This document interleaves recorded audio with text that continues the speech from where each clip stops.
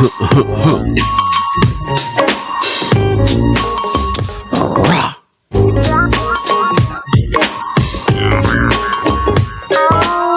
morning, good morning, good morning, good morning.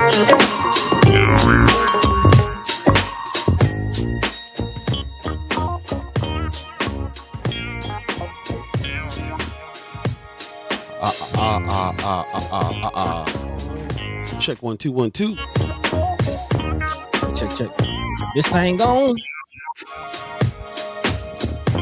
Live at 85.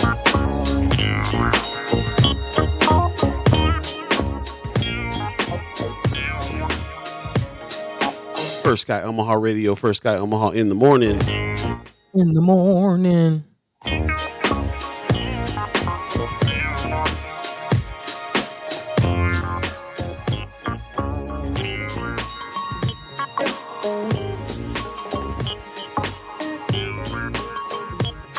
All right.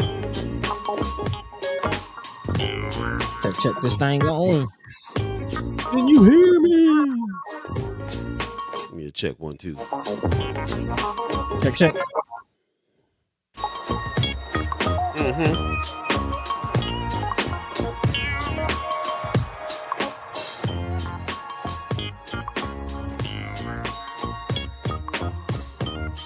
It's like all systems go.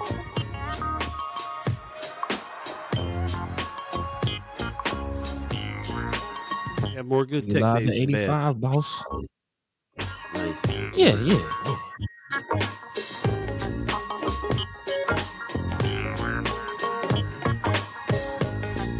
Let me speak too soon on that.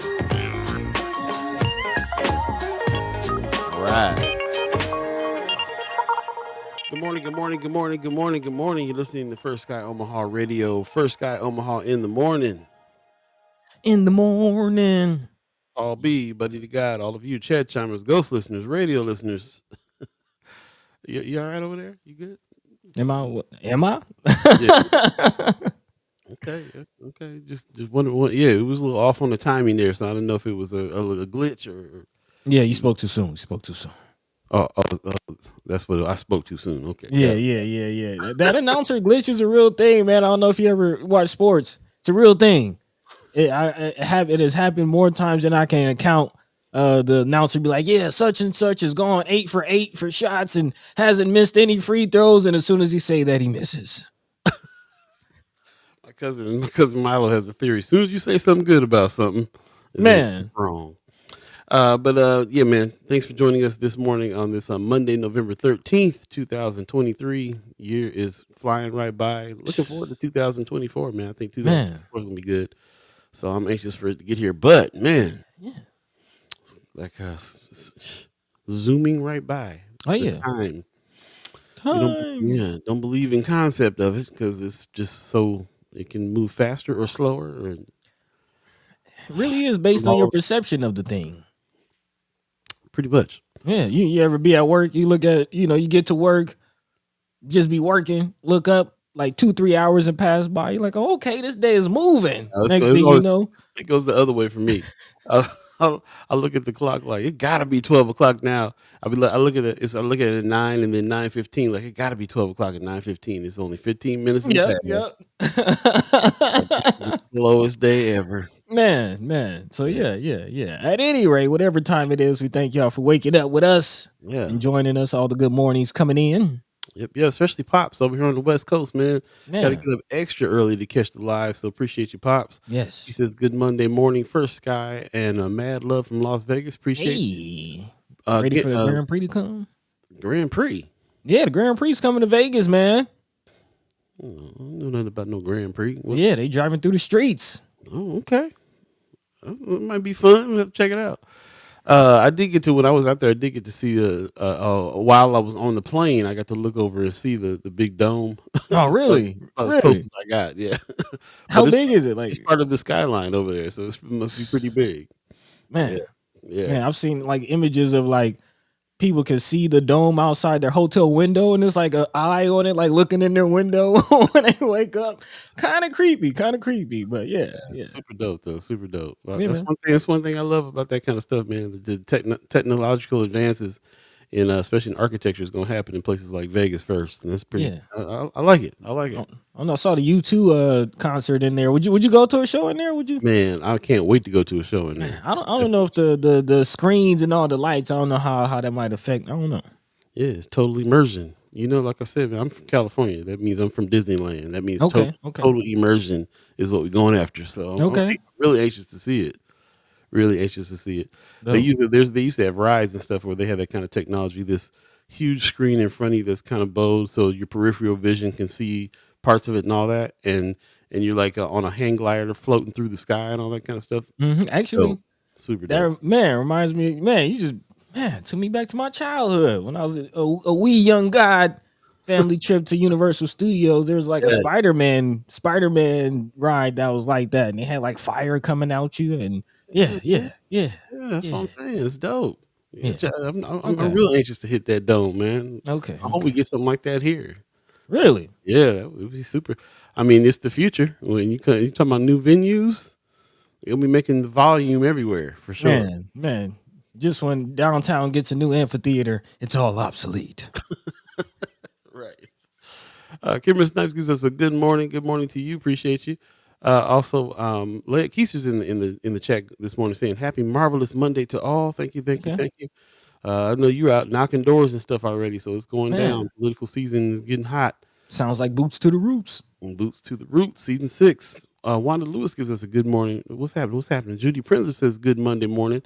Saw a post from you earlier, Judy, about your recovery going good. So glad to hear that.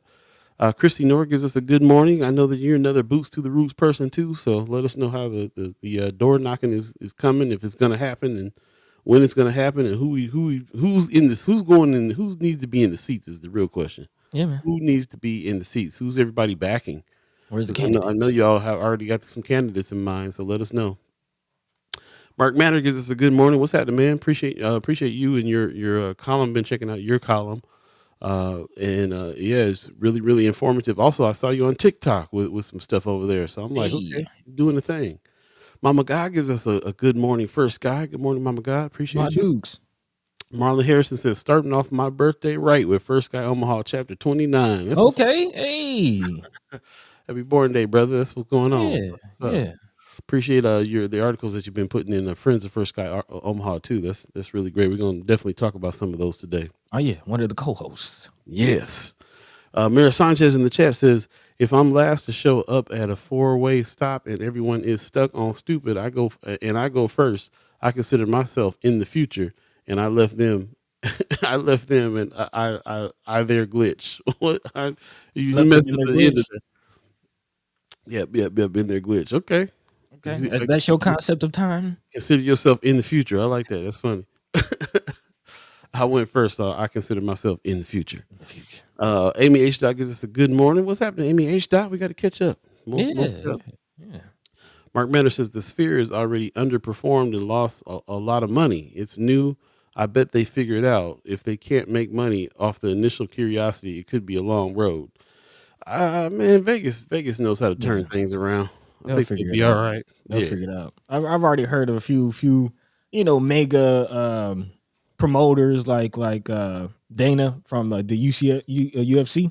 Oh, really? Yeah, he's looking to have some championship fights there. He's been talking about how he's all excited. Of course, after seeing the U2 concert, I've heard of a lot of artists trying to do shows there. Yeah, they'll figure it out, man. They'll definitely figure it out. And I don't expect them to make no money for the first few years anyway, really, as Nah, much as that thing costs. So right. I mean, sure they just the screens alone. treat it like an investment, then hopefully they'll make their money in the long run. But Vegas usually does, man. I mean, there's a lot of turnover in Vegas too, though. Let's be honest. There's a lot of stuff that gets built and it gets torn down pretty quick. Everything don't make it, but I think something like that, as unique as that, is going to make it. So we'll see. But I'm definitely, I don't be anxious to go nowhere. I feel like I've seen everything, just sometimes. But I'm anxious to go see the Sphere for sure. Make sure I definitely want to experience that. I think it'll be dope. Yeah. We'll Well, see, man. That's the future, though, as far as venues are concerned. Is kind of all encompassing screens. That's going to take the place of a lot of stuff. It's taking the place in movie making. Green screen was the only way that you can do certain things in movies now, but now they have what they call the volume, Oh yeah, yeah, which yeah. is the creators of Mandalorian made that famous, where you step into a room full of screens, top and bottom, floor, walls, everything, and you kind of in a scene instead of being projected on the screen. So It's like augmented reality. yeah, yeah, there's lots going on, man. As a matter of fact, there's a company called Unreal that is owned by a parent game company that I'm looking at to invest in, because they're kind of on the cutting edge of all that stuff, and on the cutting edge of the new chip making. They're going to be really battling Intel. Okay. If anybody in the chat is into investments and stuff like that, I mean, we started this whole thing when we started season. What was it? 4? Follow the money. 5. It was last season. Season 5. So nah, was it? Yep, it was No, it last was season. no teamwork makes the dream work was last season. So Oh yeah, season you're 4 right. You're last. right. You're right. Yeah, season 4. I think it was season 4. Man. And we kind of started really looking into following the money, looking into to how people what people do, invest, retire. We said it several times on the show. We've been checking out a show called Earn Your Leisure. Yep. Some brothers that have kind of a podcast situation that is really about investing and really kind of growing some generational wealth and all that good stuff. So we've been kind of checking that stuff out, man. And now it's on my mind when I'm seeing stuff going on in the news, as far as that stuff. As a matter of fact, read something about Warren Buffett recently, and they kind of quietly lost a bunch of money on investments lately, recently. Hmm. And yeah, so it's pretty interesting just to kind of understand like what's going on. We go from the roots level, which is on the ground, building business, trying to build some economy and stuff in our neighborhoods, but it's got to morph into land ownership and wealth at some point as well too. So Oh yeah. it's not just getting a job, but what you do with that money from the job. So Yeah. Yeah. Where you put it? Where you put it? And how do you make the money make money? So yeah, yeah. All there about you that. go. All about that. So yeah, if you are in investing and you got any investment tips, let us know. Yeah, man. We'll start the conversation with that. It might even be an offshoot, so we can really kind of talk about it a little bit. There you go. Mark Banner in the chat says, "Well, I think the sound. I think there is going to be the game changer." He says, "I think the Okay. sound. There's going to be a game changer out of that sphere." Yeah, man. I'm really anxious to see what happens with it. I definitely want to experience it, and definitely want to see what happens. It'll be good to really check out. It's something new. It's something new. You know what I'm saying? Like everything else is a venue. Everything else is, we talk about the venues. They pattern venues after other venues, and they make improvements here and there, and the venues are cool and all that. But like, it's rare when something new pops off like that. So, be interesting to see. Amy H. Dot says, "Miss y'all. Life, man. Peaks and valleys. Got nothing but love for y'all. Appreciate you very much. Man, Know back you, at you. Love know too. you staying busy over there, big time with your business and your personal stuff too. I mean, everybody got personal and business, personal and work Yeah, going on all the time. So finding time to get together is always a challenge, but it's a good thing. So really appreciate you guys being here for sure. definitely, definitely. As you know, on Mondays we have the senators on. So brother senators Terrell, McKinney, and Justin Wayne will come on. We'll catch up with them a little later on in the scene. And a few more things to talk about today, buddy. What's on your mind, top of mind, as far as headlines are concerned today? Man. Well, definitely. This is kind of interesting because this actually hit close to home. But there's an article on the tuberculosis outbreak in the metro area. So yeah, we'll definitely be talking about that. Also, this is something that has also been close to home because my wife used to work as a case worker. And shout out to Chris, baby boy, bowling, baby boy. Just released a new article as is at his new gig with Flatwater Free Press, Yeah. talking about and giving an update with the whole case worker child welfare situation in Nebraska, and specifically in Douglas and Sarpy counties. So definitely looking forward to that conversation, getting an update on that. Also, some housing things happening in the news. We'll look at that. Of course, housing always a big topic here on the show. And I also want to give a shout out to brother Levelle Wells Levelle, getting his story told on a national scale. Again, making it to World Channel.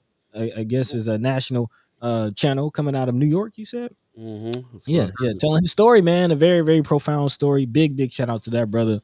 And there's power in his story. So definitely looking forward to talk to that. And man, might need to have him on here soon. Just catch up with him, see what's going on. Again, remember he's an activist. Man, want to check him out. His office is down on in the Center Mall. Yeah, man. Yeah, yeah, good We brother. definitely have him back and talk about what the future of his company is concerned too.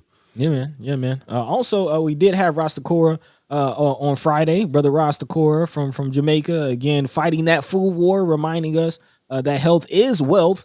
And yeah, there's some conversations happening in the news about that as well. Again, many food deserts in the metro area. If you're not familiar with a food desert is, it's an area where the access to nutritional, affordable food is limited. So again, a lot of areas like that in our community. So we'll be talking about how that's impacting our communities and more. As always, if there's anything on your hearts and minds that we're not talking about, jump into the chat. Let your mind be free. Let your voice be heard.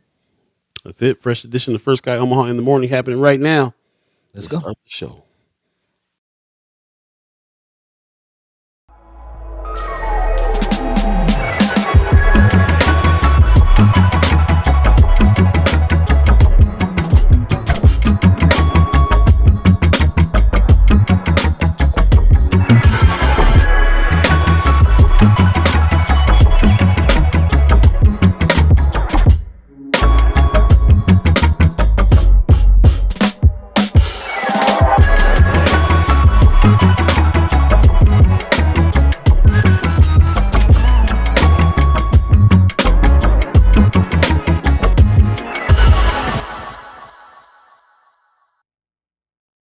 What up? What up? What up? What up? Good morning. Good morning. Good morning. You're listening to First Sky Omaha Radio. First Sky Omaha in the morning. In the morning. Paul B, Buddi3 Da Gawd. Fresh edition on this Monday, November the 13th, Man. 2023. Really appreciate all of you getting up early this morning with the good mornings and hanging with us throughout the show as well. Of course, this is Monday. That means we have special guest Terrell McKinney, Senator McKinney, and Senator Wayne on this morning to catch up with them a little bit and talk about some things. Put some And respect on their name. yeah, put some respect on their names for sure.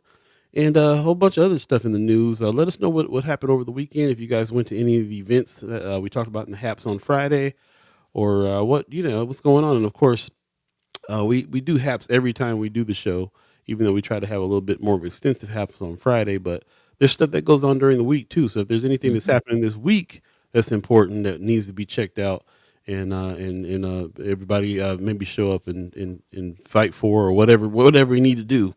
This week, let us know early as possible so everybody can kind of plan their week as well. So if you got haps today, throw them in the chat. Appreciate that very much. And also, if you got haps, throw them in the Friends of First Sky Omaha page on Facebook, and we'll definitely check it out there. Jumping back in the chat real quick, my brother Mayor Sanchez says I'm investing in getting the deed to my house. No bank shutdowns, no hackers. I heard that. Okay, there you go, man. Land ownership. Yes, that's what it's about. More power to you. Definitely more power to you, and hopefully, that comes to fruition for you. Yeah. Also, mentioning what's going on with the Haps again tomorrow. It's always something happening throughout the week. Reminding people tomorrow the DED will be having their open house at the North Omaha location. Their field house or office.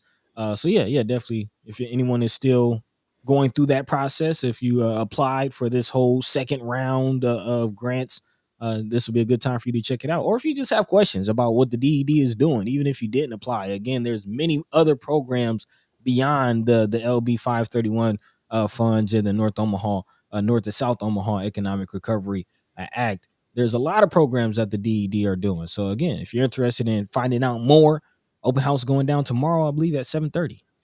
There it is. We'll see you there. Amy H. in the chat says, "Can't imagine being on the highway next to that spear with the face going crazy." Talk about that Vegas spear. She also says that One Omaha's from the ground up on Tuesday. I'll be there. Yeah. So yeah, well, I'll also be there. But definitely check out the On the Ground series. Kimra Snipes bringing some good stuff to the Benson Theater. They said that Benson Theater tomorrow. We'll get the date on that, but appreciate that very much. And we'll definitely be talking about it. Pop says Bud Crawford had one boxing belt taken away. Yeah, read that article this morning. It was a technicality type of situation. Man. But you know much about it? Yeah, man. I read into it, man. Apparently, it all stems with Errol Spence not taking his L. Again, Errol Spence, the mega fight that Bud Crawford just had. We just had the whole parade celebrating his victory. And part of that contract of that fight, Errol Spence is given a rematch clause. So if he does decide to, run it back, then he can. And apparently that that conflicts with Bud Crawford's like title defense, and he was supposed to have some other fights. So it's all technicalities, but apparently one belt was taken. I believe the IBF belt was given to Boots Enos, who's another boxer. So it's all right, by man. default, yeah. Yeah, by default, it's all a technicality. Again, he still has no losses, no blemishes on his record. He's still one of the greatest pound for pound fighters in the world, and yeah, I'm sure he'll get his belt back. He'll probably, you know, round and round, spin the block on Errol Spence, and then come for Boots to get his belt. So Yeah. it's just setting up a storyline. But oh, I'm here for it. I'm here for it. Boxing getting back exciting, man. Going back to the days of the Evander Holyfields and the Mike Tysons and Roy Jones Juniors. It hasn't been to that level in quite some time. I saw an old fight from Sugar Ray Leonard. I was like, I Man, forgot how bad he was. man, yeah. Yeah. You should tear Yeah. him up. You should tear him up. Hey, Kimmer, I see you in the chat. Let us know what time that the One Omaha event is tomorrow, because I couldn't. I was trying to find the time right now. But what time is that happening over at Benson Theater? Let us know. Mhm. Appreciate you very much. Yeah. I was thinking about that possibly. I almost put it in the headlines to talk about it, but I figured it was such a one sentence kind of deal. Like it was a Yeah. technicality and all that. So he'll get it back. We'll get it Yeah, back. he's coming back. He's coming back for the belt. But also speaking of the Benson Theater, Bonalto Ball went down over the Yeah. weekend, man. How was that? How was that? Man, the place looked great. It was super fancy, super cool. Some good heads, some good folks showed up. Man, Andrew Joy Pearson was in the house. Jason Fisher came through. Tim Clark was in the house. We kind of had a group of heads in there that was cool, and we had a good time. And it was real mellow. It was kind of a milestone for us. Just like man, we never really celebrated the fact that it got built. We never really had Did a it? big grand opening and so on. We hit the ground running, man. It just was programming after programming, and almost here we are, almost 2 years later, and it felt like that to me. Like it was a little bit of like, okay, we finally gonna stop, celebrate the fact that we got this thing built, and keep rolling. So yeah, man, got good plans for 2024 with that, and everybody kind of knows the reputation now about how much we're in there. You know what I'm saying? Like it's Mhm. it's really open to everybody, man. Everybody has been on that stage and been able to do some things in that space.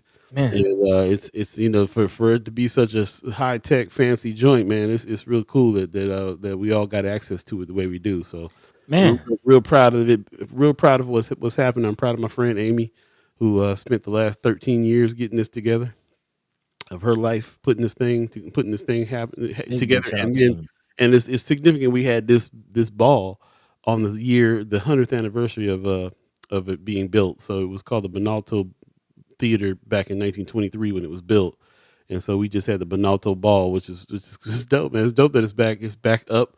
It's revitalized. It's modernized, and it's a piece of history and a piece of the future at the same time. So Man, it's a good way to put it. It's a good way to put it, and perfect timing. Like it really is perfect timing.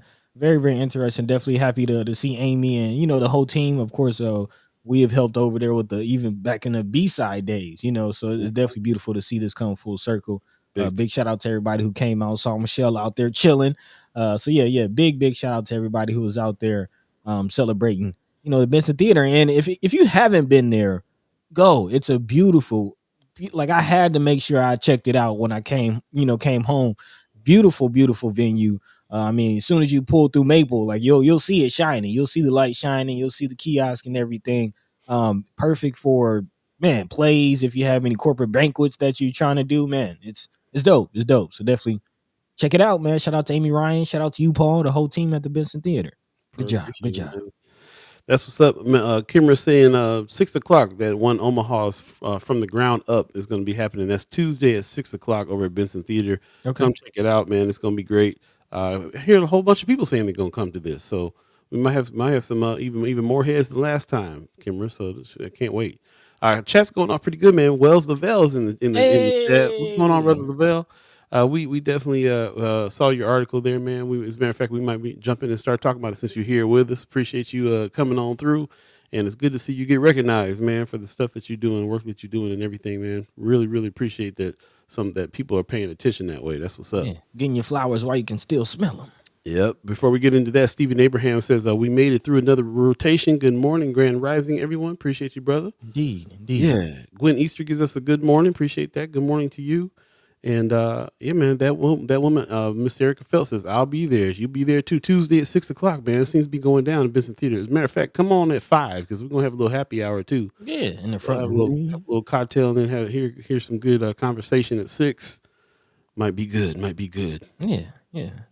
So she, like Kimber says, it's from the ground up for all the chat chimers. That's why let's all go. Check it out. Check it out. Right on. Meantime, between time, let's jump into the news before the fellas get here. Buddy, what's going on with you? Yeah, yeah. Let's go ahead and give our brother his flowers. This story coming out of Omaha World Herald is actually quite interesting. Your time in joining us, so definitely welcome. I might need to have you on, brother, to kind of get an update on what you're doing. But big shout out again to the Omaha World Herald and the World Channel, who will be featuring our brother on a new series that they're having that's telling the stories of Americans and their lives and some of the things that they've been doing. Brother Wells' life has changed, and he's spoken about it and definitely being a vocal advocate about gang life and changing your life. Again, Wells tells this story in an upcoming episode of Stories from the Stage, which again is a World Channel original series that showcases stories by ordinary people from all walks of life. This season, 2 episodes have been taped at the Nebraska Public Media and will feature several indigenous storytellers from Nebraska. So, as always, definitely big ups and honors to our indigenous brothers and sisters, our the native Omaha tribe who did give us permission and honors to speak on this land. We trying to do it right, So definitely have to give flowers to our native brothers and sisters. Big shout out to Brother Wells for sharing his story in an interview with the World Herald. He says, at one time I was in the wrong side of the law and I couldn't speak because that would be hypocritical. Today I'm compelled and convicted to keep doing the next right thing, man. So we're definitely here to support you. The episode of Stories on the Stage premieres Monday, so that's today at 8:30 p.m. on KYNE, which is Nebraska Public Media Channel. Stories from the Stage can also be found on YouTube, worldchannel.org, and the PBS app. So again, if you're interested in checking this out, you should be interested. It's a beautiful story about redemption, change, growth. So yeah, let's support our brother. Let's check it out. In addition, also in this article, it states that this season features a story from another Omaha resident, Valerie Kilscrow Copeland, who's a member of the Ogallala Lakota Sioux tribe. So definitely, again, shout out to that sister, and again, Brother Wells. So yeah, we'd Yeah, definitely love to hear more about not just this story, but whatever else you got going on, Brother Wells. yeah. Please let us know, man. Give Brother Wells a shout out when you get a chance, man. It's good to see him being featured. He does a lot of great work out here in a big way. So real proud of the brother. That's a true brother right there, man. Really appreciate him. And crucial as far as the work is concerned, as far as activism is concerned out here, as far as the getting together of the different groups. You know what I'm saying? He's from the black community and he's from the indigenous community. He's kind of a great bridge. Yeah. We have a lot of good discussions and we do a lot of good work. And he does a lot of good work on his own. And we want to always support you, brother. So we really appreciate that. He said channel 16 on Cox Cable. That's what's up. Okay. Definitely go Okay. check it Letting out, us man. know. Let us know. Also featured in this article, we actually had not only him, but Brother Bailey on. If you remember, Frank Bailey, who's a licensed mental health practitioner. They've been still working. So I'm definitely glad to see you still moving forward with the Wells and Bailey intervention specialists. Again, Brother Frank Bailey, definitely on some cutting edge interventions and therapy, just principles and practices is the word I was looking for as far as just cutting edge. We always talk about mental health, especially for youth, and the fact that a lot of the facilities, a lot of the opportunities and programs in the metro area, you got to have a case.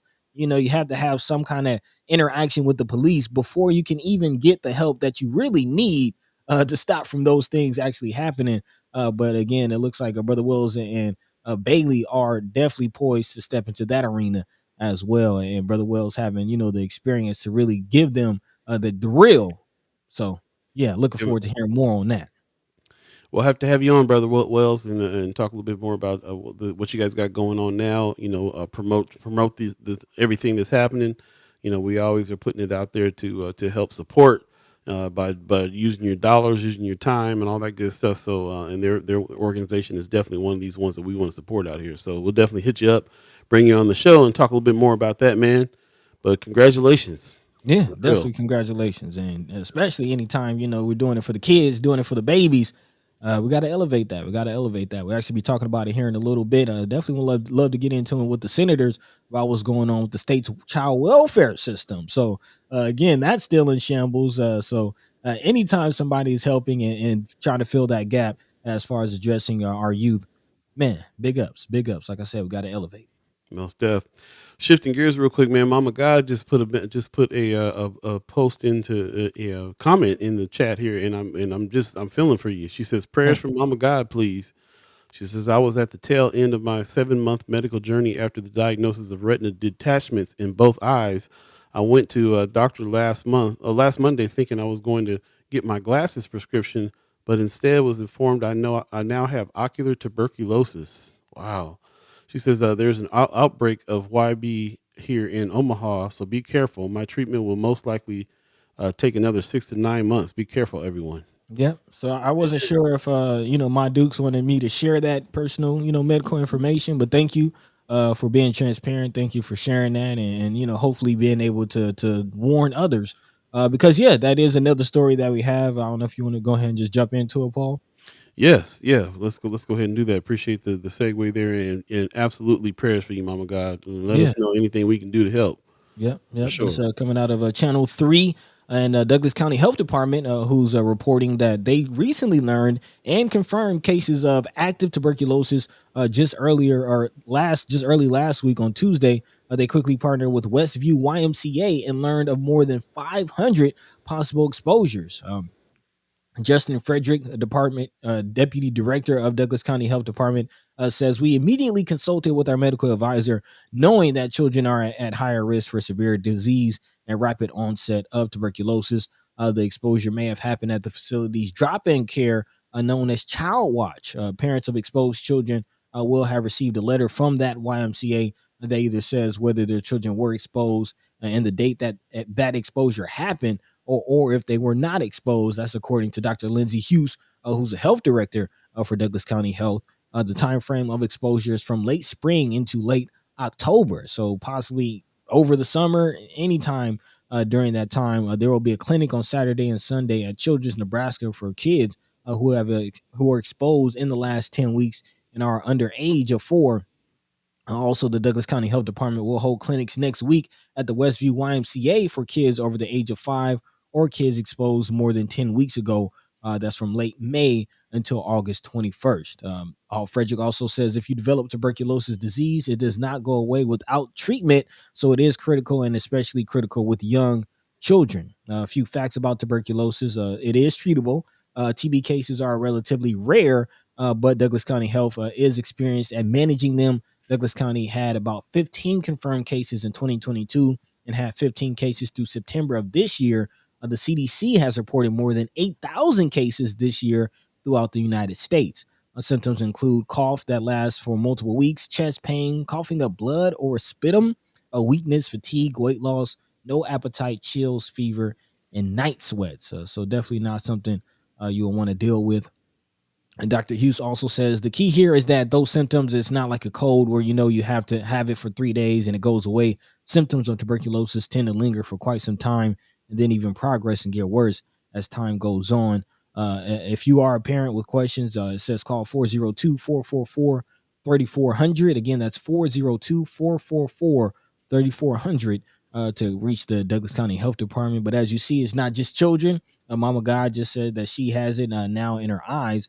So it's out there, y'all. Please be careful. Be vigilant. This kind of goes back to what we were talking about as far as masks being, part of the thing now. You got to be careful. It's not just COVID. It's a lot of things out there. Yeah, All right. it definitely is. I am looking to try to figure out some more information on how to not catch it. Things Yeah. to do is it's going to be some of the same masks, washing of the hands, and so on and so forth. But as you can see, we're around people all the time, and it's going to and if it's an infectious situation, then there's sometimes there's no stopping that. It's just going to pop up, and Yeah. so just got to be as vigilant as we can. But man, everybody's reaching out in the chat. Miss Erica Fell says, Mother God, please let us know how we can make life a little easier. We can cook, clean, come, laugh. Please let us know. Please, Yeah. yeah, absolutely. Let us know. Thank you. Yes, thank you, and thank you, and yes, please let us know. She says, "FB fam, I live north are not around kids in Omaha and stay home 80% of the time. I heard about Westview case, but think it has reached beyond that. A mask would not cover my eyes. That's right. Good point. It's a good Yeah. point. It's a good point. Yeah. Man, it's a great point, Mom. But yeah. It definitely is beyond just this Westview community, is beyond just children. It's out there. So again, be vigilant, be safe, and Yeah. be careful. Mr. Eric says, I was exposed to TB when I was 12 and had to take a pill every day for a year, and then I tested negative. That was in '83, and my understanding is it's much different now. So, What yeah, I something to will look into. Go ahead. Yeah. Well, what I will say is I'm glad that my Dukes, that you got it. They found it and they're treating it, and you're on that path, because as it says, has it if it goes untreated, can get worse. So Yeah, just praying for a speedy recovery for you, and yeah, whatever you need from us, particularly me, let us know yeah, all of us for sure. for sure. Also, just we've been talking about having some people from the Douglas County Health Department on to talk about some of the things that are happening, because when I'm reading that there's a possible 500 people outbreak of something, that means small as Omaha is, it's going to get around a little faster than even the news can report it. So it could be. I mean, the possibility is there for that. So it's just something to look out for. Definitely one of the reasons why we wanted to bring it up. Today it was kind of in the news, and we thought, wow, I looked at that number 500. That's kind Yeah, of a lot. It's kind of a lot for here. So yeah, if it's right, if that one YMCA is a possible outbreak for 500 kids, it's like, well, then it's a little bit further. Like you said, it's everywhere. So right. yeah, Pops in the chat with an interesting comment. He says diseases that used to be under control are popping up because of non-vaxxers. That's interesting. ooh, As we were kind of talking about the TB, I was thinking of also, you heard reports of polio coming back and things yeah, like that. Like, you ain't heard of polio in some time. Like, man, man. yeah, that's heavy. That's real heavy. Non-vaxxers. What was there a vaccine for tuberculosis at one point? I'm not even That's familiar a good about that. question. Good question. I mean, I know it's been something that I've heard of all my life, so they probably have, but I don't know. She says the treatment is the same, a bunch of oral meds for a long freaking time. Miss Erica, do you have side effects? So we're looking into it now. Look at oral medication is the way that they solve it nowadays too. Still, Pills. so we'll see. I always thought TB was just in the lungs. I know, me too. Like when I hear tuberculosis, I'm thinking about people coughing up stuff and so on and so forth. Man, I've never heard it in the eyes before. That's Yeah. makes me kind of wonder. It makes me want to kind of reread and find out exactly what that disease is, if it can travel in other places besides the lungs. Yeah. So any information that you have there, definitely put it out there, and we'll keep up with you for sure, Mama God. Appreciate you. Yeah. From what you're Share it. saying, is like a virus or a bacteria or something that Mm, it could be airborne. Sounds like so. Yeah, actually, she did say it was an airborne bacteria. wow. Yeah, man. Yeah, man. Break that mask back out, man, for sure. Yeah. I mean, it's kind of getting to flu season anyway. The temperatures are dropping. Seasons are changing. Tis the season, man. Tis the season. 7:38 right now. If you believe in the concept of time, looks like we will have our special guest coming in here pretty soon, about 7:45. Stay tuned for that. Brother Senators Terrell, McKinney, and Justin Wayne will be joining us very soon. A little earlier in the chat, Tony Johnson says Sherman Wells has live on issues. Good show. Yeah, Brother Wells has a live show as well that he does. He does it when he's ready to say something that he wants to say. He gets on a live and says it, Man. and we try to share that. We shared that on Friends of First Sky Omaha, and it was talking about Brother Blake. Talking about a lot. He's talking about a lot of things. It was a live that you should go back and definitely check out if you can get a chance to. Like I said, it's posted on Friends of First Sky Omaha. But yeah, Brother Sherman Wells of Untamed was just recently talking about some things. They put a video out there about Brother Blake as well, and he was giving some information on that. So go back and check that live out. We're definitely ask him to come on to the show Wednesday if possible to give us an update on some of those things that are happening. But you got any more information on that? But before we get to talk to Brother Wells. I mean, yeah, there's a lot of moving parts with this. Some still ongoing investigations. And the big part is just kind of it seems like systemic shortcomings still. Again, we talked about DHHS not offering or not honoring his doctor's request on multiple occasions for 24-hour care, which possibly could have stopped this from happening. Mhm. Also, there's the issue of the police and how they handled this initially. I mean, we're talking about a missing person, so we all know the first 48 to 72 hours or so are the most important. And from what I'm hearing, nothing was done for several days. So again, it's and we also talked about how even the police responded, saying that he's basically a grown man and he's not missing. He just left and he can go wherever he wants to go. Kind of ignoring the fact that he's dealing with dementia. So yeah, there's a lot of moving parts to this. We definitely love to talk to Brother Sherman Wells more on it. But I was with the family, his daughter last night. Again, that is my mother-in-law, and she did tell me that they are looks like they will be picking up the search back up, and a lot of people in the community will be joining the efforts. A lot of organizations will be joining the effort. So yeah, hopefully, some things come out of this. Has been very heavy on my mother-in-law, very heavy on the family. And yeah, man, just prayers out. And if anyone has any information, if anyone knows anything, or just have time to help, please do so. Yeah, please do so. We definitely got to keep our eyes out, ask around, do all we can do. And I'm glad that Brother Sherman Wells has been heading up some things here, and give people some direction to try to help out here. Can't imagine being in a situation where your dad is missing. He's got some issues. This is kind of a very vulnerable time in his life, physically and mentally. And this is the time when us as kids want to help and take care of the parents. And then something like this happens. It's unimaginable what kind of pain they're going through. So I love the fact that the community is rallying around this, and we're keeping it in front of our face and trying to do something about figuring things out. And we're going to keep on doing that as much as we can. So we'll keep on posting this and putting it up on Friends of First Sky Omaha. And like I said, we'll try to bring Brother Sherman Wells in on Wednesday if he can make it, and have some more discussion about what's going on and discussion about his live. But in the meantime, between time, go check out his live show. I was actually really proud of that, man. I love when he puts his live out, because it's Hmm. like it's another show. It's another some more information. He attacks subjects in a different way than we do. Like I said, we can have 20 shows like this and still don't get all the information we need out of the black community. So the fact that Right. Brother Wells is jumped into the tech game as well and done that, I love it. I love he got an intro for a show and everything, and he was, you know what I'm saying. Doing it right. He speaks directly to the people as well. Got a good crowd, and gives some good information. Get some good information, some good perspective and points of view. So definitely go to Friends of First Sky Omaha, check out Sherman Wells page, and check out his live, and get caught up on what's going on there. Appreciate that very much. Yeah, big time, big time. In the chat, real quick though, it's right before we get to the guests here. The chat, there's some more information is coming out here about Yeah, some man. things, which I really appreciate. This is the reason why we got the best chat, man.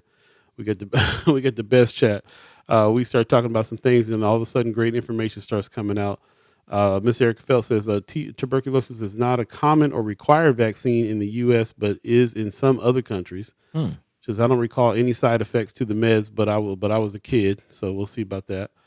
Pop says yes, they all had vaccines that were given to kids, and Hmm. back in the day, I think they were just given to kids. It wasn't even like you had a choice. They went into school or wherever and just just poked them in the arm with something. I think I do And, remember that. Like you get called into the nurse, and they give you your medicine, your yeah, concoction. yeah. Which I'm glad they at least let you know now, but Yeah. everybody still seems to do that. Wanda Lewis says my mom came in contact with tuberculosis when she was working at a facility back in the day. She never actually had tuberculosis, but she always tested positive until the day she died. Wow, Hmm. tested positive. You can test positive and not really have symptoms. Is That's that what I'm interesting. understanding? So it's like a false positive. Mama Guy says a TB vaccine since forever. Remember back in the day when they poked your arm with something that you had to look at the next day. Man. What's that one that the vaccine they used to give you, they gave that particular shaped scar on your arm. I remember a lot of folks over a certain age has this scar. They definitely didn't hit you with a needle. They hit you with something else Hmm. to I put a think that's very. what that woman is talking about in the chat. She says that was polio and mumps. Maybe that's it.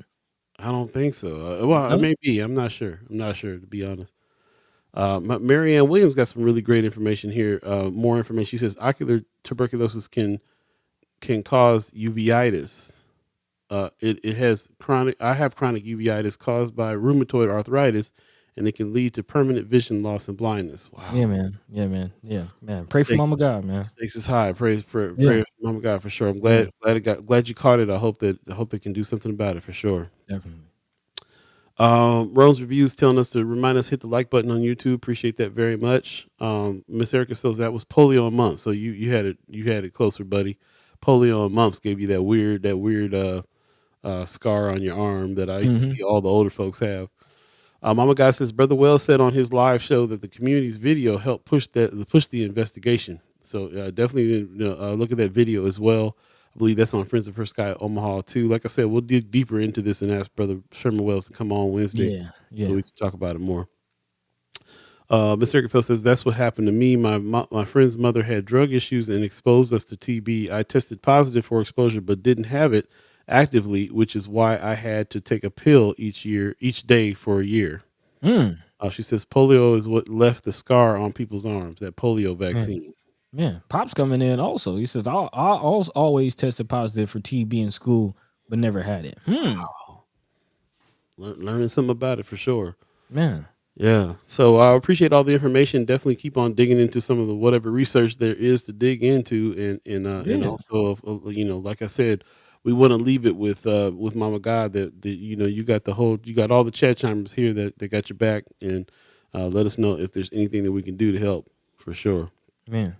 Yeah, and a few people bearing witness to the polio scar. I guess a few people in the chat still have that scar. She says I thought the scar was from smallpox vaccines. They call it then the smallpox scars. Interesting. Brother Knight in the chat. Good morning. Says Good morning. I remember standing in in kindergarten line to get that polio shot, and yes, I still got that scar. I thought it was a Mhm. polio. Can you imagine standing in line you're in kindergarten? Man, In kindergarten, they didn't tell your parents. You were just in line to get a shot, and they put a scar on you. And I'm talking about this scar is about as big as a dime. really? Yeah, dude. It's got a specific pattern. And I've seen it a lot. And it's not they didn't just poke you with a needle. They hit you with some kind of mechanism that left a full on scar that it probably had to get bandaged up. Is prominent as it is in the older generation that I see them have it even now. I'm like in kindergarten. You imagine it probably took up your whole arm as big as that scar was. Man, that has to be terrifying. Yeah, yeah. Mama Guess says, I love my first guy family. You mean so much to me. I will keep you updated. Appreciate Yeah, you. Well, you are in the first guy fam, so we yeah. appreciate you as well. Quite literally. Without you, there would be no first.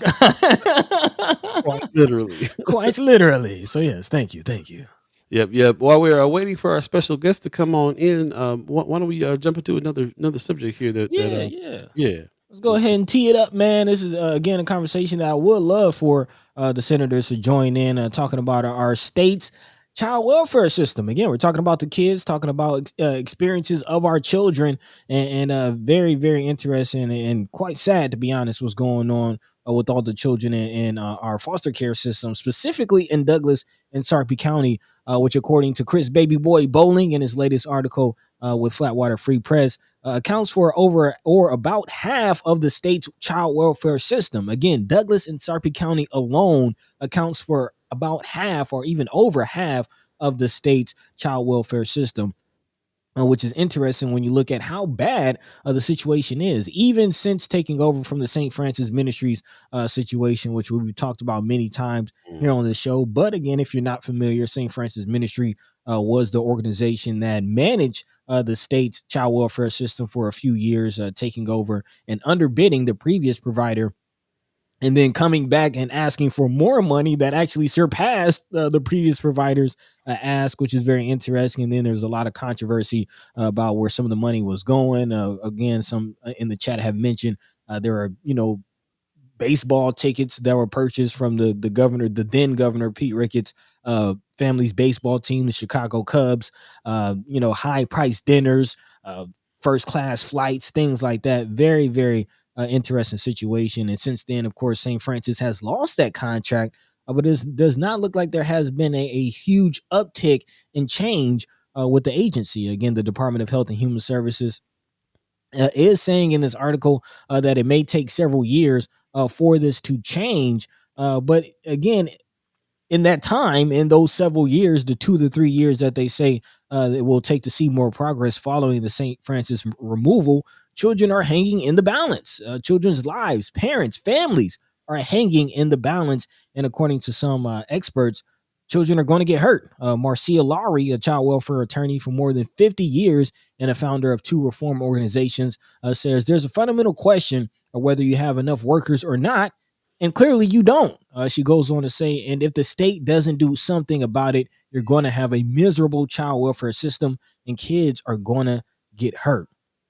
Again, the biggest issue in this is just the sheer amount of cases that caseworkers have to deal with. According to state law, that maximum is about 17 cases. Again, state violates its own law because that's not the case. That's not the case. As recently as 2019, that 17 caseload standard was met by nearly 100% of caseworkers with ongoing cases. But now only a quarter of caseworkers in Douglas and Sarpy counties maintain that standard.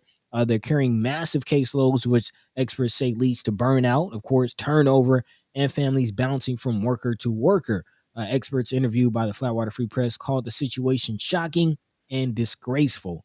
In one particular story told in this article, one woman says that she did lose her children, lose her parental rights due to her battle with mental illness, addiction, abusive relationships, cycle that unfortunately a lot of people find themselves in. And after overcoming those things, she did not expect to deal with a constant revolving door of caseworkers who eventually led to her losing hope of even getting her children back. So again, a lot of families hanging in the balance and a lot of broken homes, a lot of trauma in the midst of a very, very inefficient system by our state.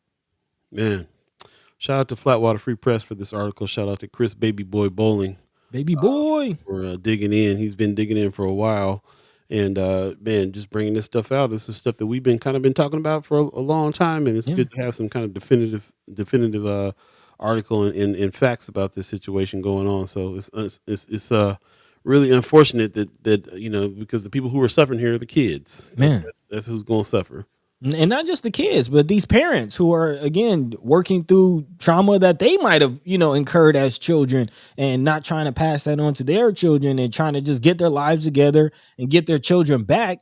And it's a slippery slope and virtually impossible for some of these parents to just get their kids back, which is very, very heartbreaking. It really is. That's a shame. Yeah, yeah. As it is reported, excuse me, in this article, again, that case limit of 17 still remains, but according to officials with the Department of Health and Human Services, it does look like, and they do report that they are moving in a more positive direction. While there are still caseworkers with dealing with up to about 25 cases, I think it states about only 9 caseworkers have 25 cases. And caseworker vacancies have been halved amid a national caseworker shortage. That's even while salaries are boosted by 20% in 2021. And then again, another 10% this year. There's also a legislature-backed reform effort with a report on December 1st that could further alter the Omaha foster care system. So we're definitely keeping our eyes on what's going on with this. And there has been, I've been kind of seeing the connection between some of the violence that we're seeing and just some of the things happening in our community, 13, 14-year-olds, getting in trouble, shooting, being involved in violence. Broken families, man. A lot of that is broken families. A lot of that. Actually, I personally remember a case that my wife specifically was working on several years ago with a young individual, and the individual ended up in the news. There was a shooting and robbery that happened at a Walmart. And she kind of gave me the background, like, yeah, we kind of saw this writing on the wall because just the whole system just wasn't working, and the services that they needed just weren't being rendered. So yeah, again, it's very interesting, and kind of when you look at the full picture of what's going on with that, the preschool to prison pipeline, we all know that if children are struggling at home, then school isn't really a priority for them, which could lead to all kinds of other troubles. Like, it's a very slippery slope and not a path to success that we're putting our families and our children on. In the chat, real quick, Miss Erica Fell says the quality of standards for child care inspectors is 50 businesses and inspect. However, they currently average almost 300 each. Mm. Nebraska has a problem, and no one wants to start the legislation to fix it. So, speaking of legislation, let's find out about some of that stuff. We have our, of course, brother Senators Terrell, McKinney, and Justin Wayne waiting in the wings. We're going to go ahead and bring them on. Appreciate everybody staying tuned for that, and we got the brothers on right now. How you fellas doing this morning? Good. How you doing? All right, hanging in there. Good. I'm on cock, so we're gonna see how it works today.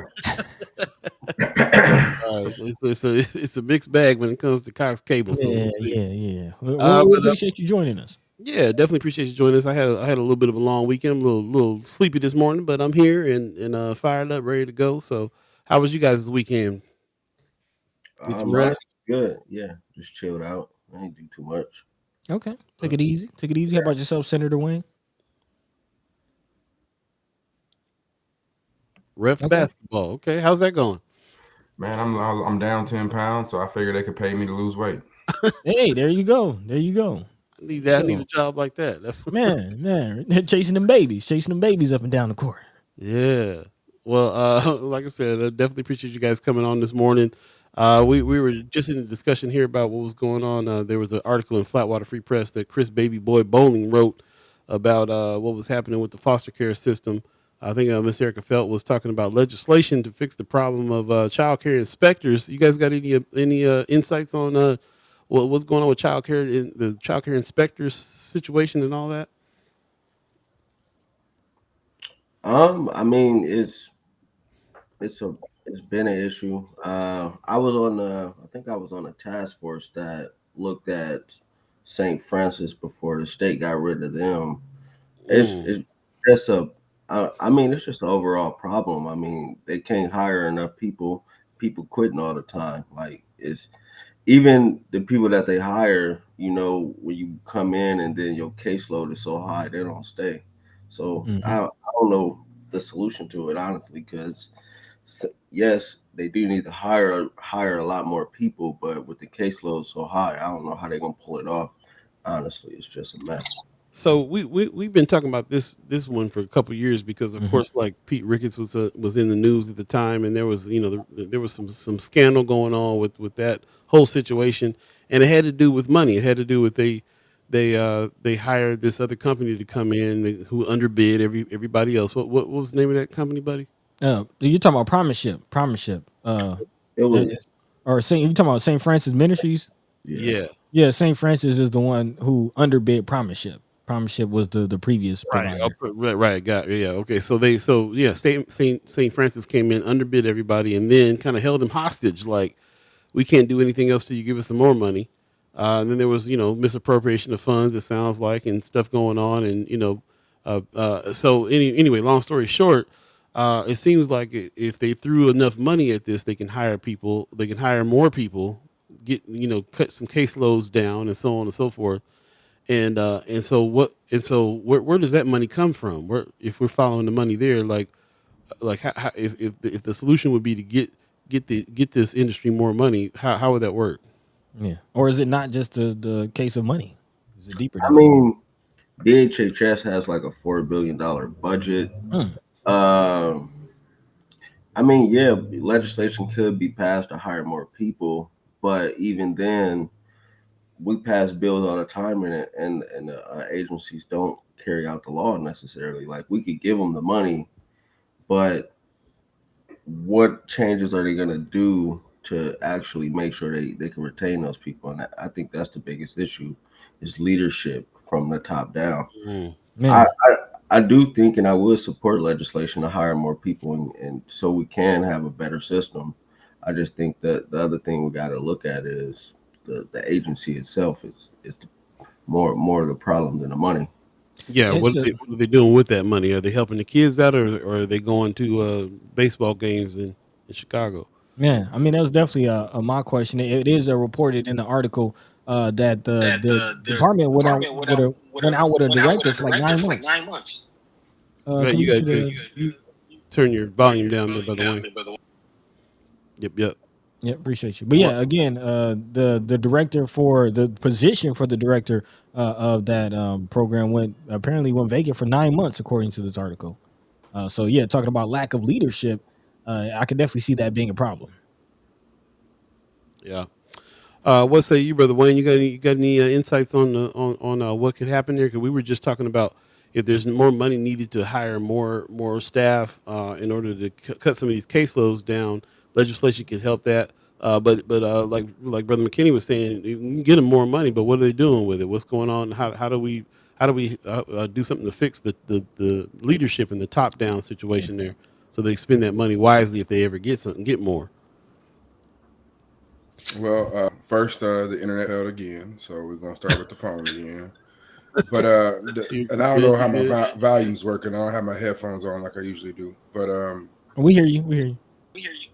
so the thing is for me is when people talk about these nonprofits and foundations and how much they love and care about our community, only real change that happens systematically is when there's a lawsuit or a class action suit, and you Mm. don't see the ACLU, you don't see these foundations lining up for special education. You don't see real action legislatively.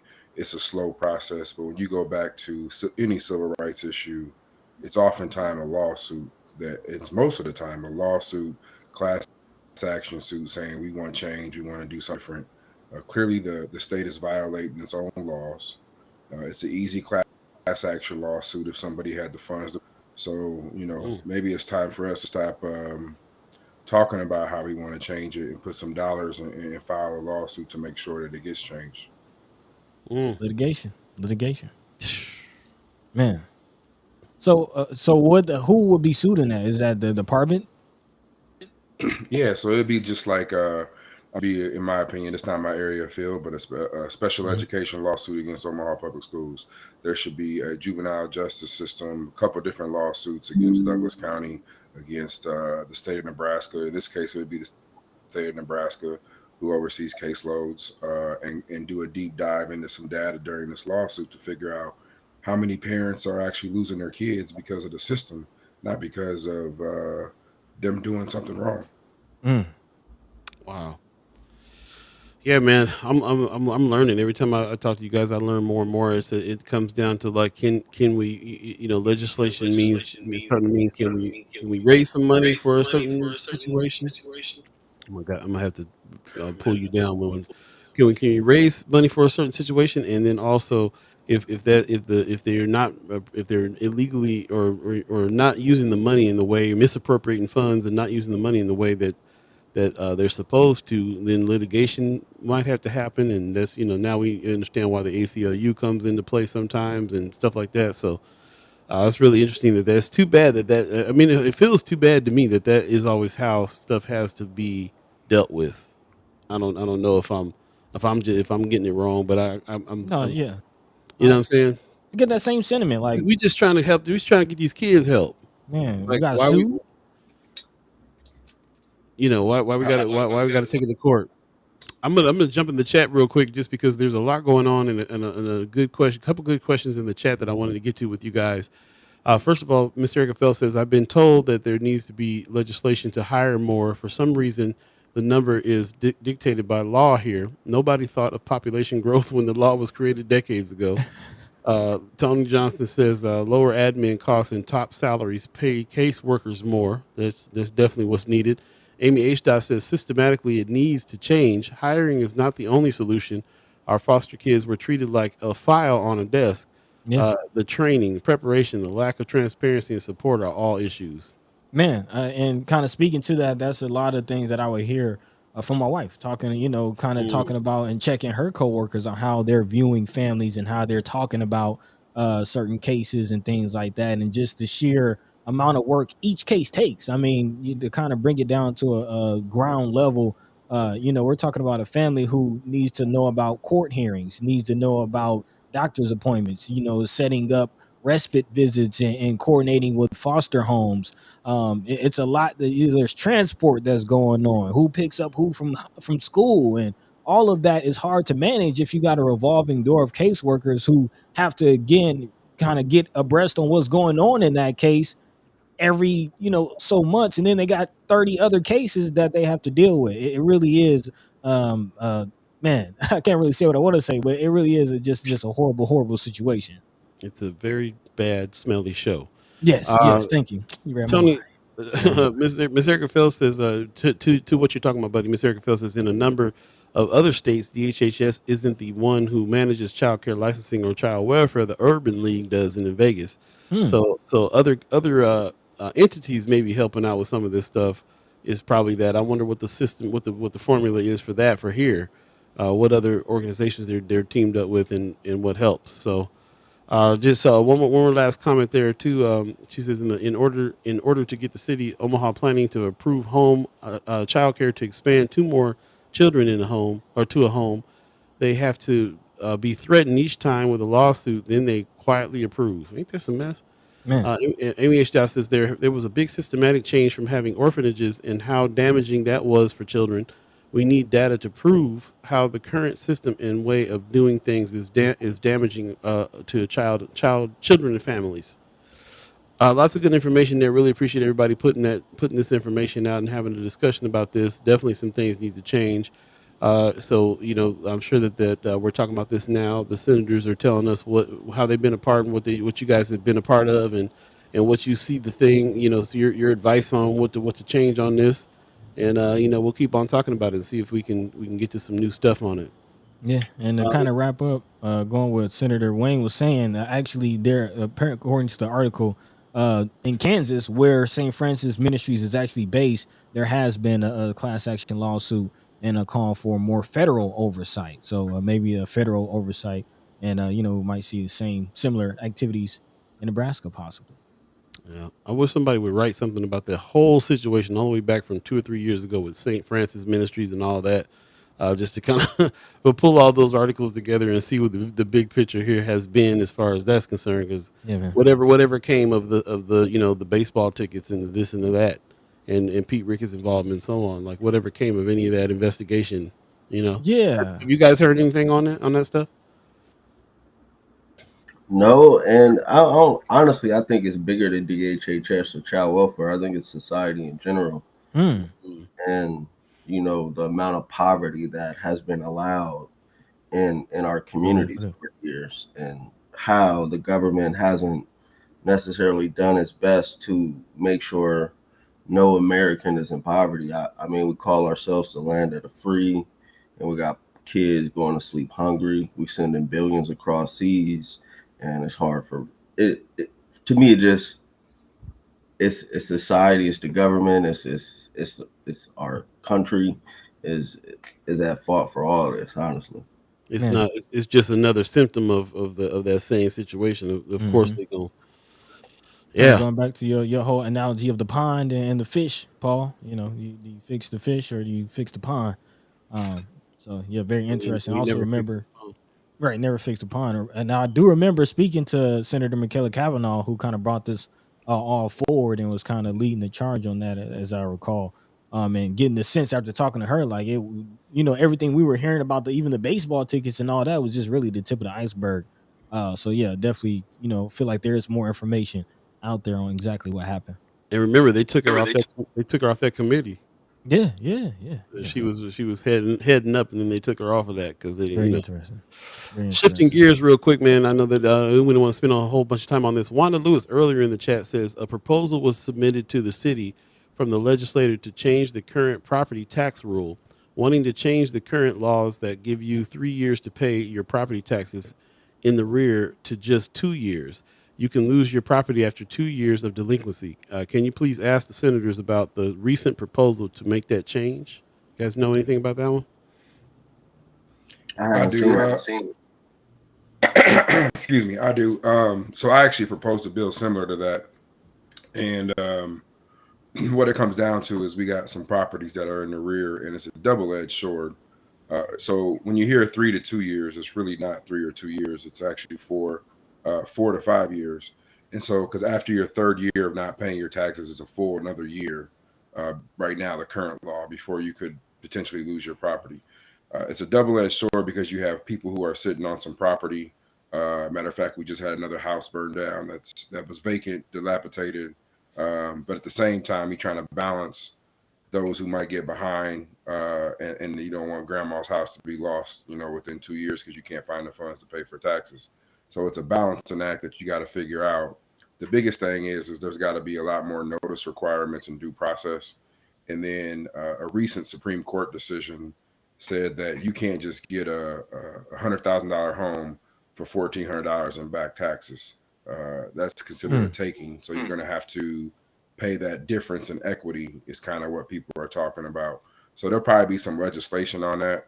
It'll go to most likely urban affairs, or it might go to government, I guess, thinking about it. But that's something it's one of those balancing acts because we got a lot of houses in North Omaha, but particularly some of these small communities that the family left a long time ago, and they got this house just sitting there on Main Street for 5 years. And like it's South Omaha, something just got burned down and killed somebody on the inside because it wasn't. Oh, I didn't hear that. Yeah. So there's just those kind of things that we gotta try to balance. And as far as HHS, just real quick, there isn't a law. The law sets the number of cases that they're supposed to have, which they're clearly violating. The budget determines how they hire. So HHS can walk in and say they need 20% more to hire people. The reason they don't is because the governor and previous governors don't want to grow government. So they come in and they ask for a 2% budget. And we can't fill the jobs we have, and nor do we pay enough. In the legislature, we're running into that with our staff. So we have a lot of staff leaving, and we can't replace those staff because we don't pay enough. So we just added a 15% increase last year. And this is what I give credit to the mayor for. She says that they're down 100 police officers. She opened back up the contract and said we're going to pay them more to make sure we do this. Well, HHS, and I'll throw OPS in this, they're not taking the same stance. Like, we're not putting money where the wages need to go, and then we wonder why we don't have people filling jobs. Yeah, goes back to that livable wage, man. We're talking about that, and everybody's feeling the impact of inflation. It's getting crazy out here. Well, I'm hearing what Brother Wayne is saying is because these organizations that don't want big government, so they don't even take the money, which we keep on talking about. We keep on talking about that with OPS and these other organizations. So that's it. And every time, and we can talk about that for every situation. Is the prisons system that doesn't have enough people working? All these, the teachers that moved away and now they don't have any special education teachers in North Omaha. All these things that need more money, more personnel. All it takes is money to pay somebody more and to hire more people. It's all it takes, and it always blows my mind. Like, why don't they just? Why I don't understand. Like, why, if there's money out there, why are they not taking it?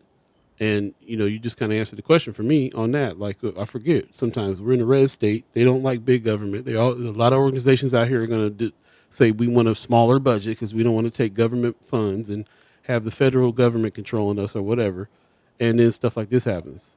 Amy H. in the chat says, I know a mother doing all the right things to get her kids back, getting ghosted by caseworkers, not having transport available, nearly impossible to line up, and available therapists, etc. Yep. Kimber's saying, that's interesting. They're similar to how the American Job Center is ran by Heartland Workforce Solutions here, but ran by the city of Lincoln. Talking about some of the ways that these are laid out. Jess Parker, a new name. Appreciate you coming in. Welcome. Says every time there's an investigation, the results don't seem to be public. Transparency goes a long way. Yeah, man. And for transparency, like Brother Johnson says. So, yeah, it's really that kind of answered the question for me. Like, why? I was confused a little bit. Like, why? Like, what's going on there with that? We bring the senators on. We learn a lot about how they can legislate for money. And that's basically, a lot of what they're doing with their job is really kind of like directing funds and saying, let's get some funds over here to do this. But even when they get the funds, like Senator McKinney just said, like, what are they doing with the funds? It's got to be top down management that changes. And how does that happen? Yep. Audits.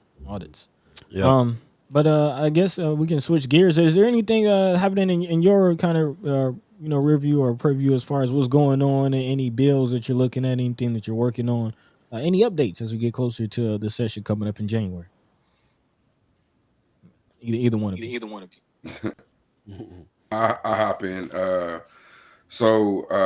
don't think there's going to be a lot around juvenile justice. I don't think there'll be a lot around criminal. Senator McKinney's the vice chair of a committee we formed that'll look into some data, and so I don't think there'll be a lot of movement this year from our side.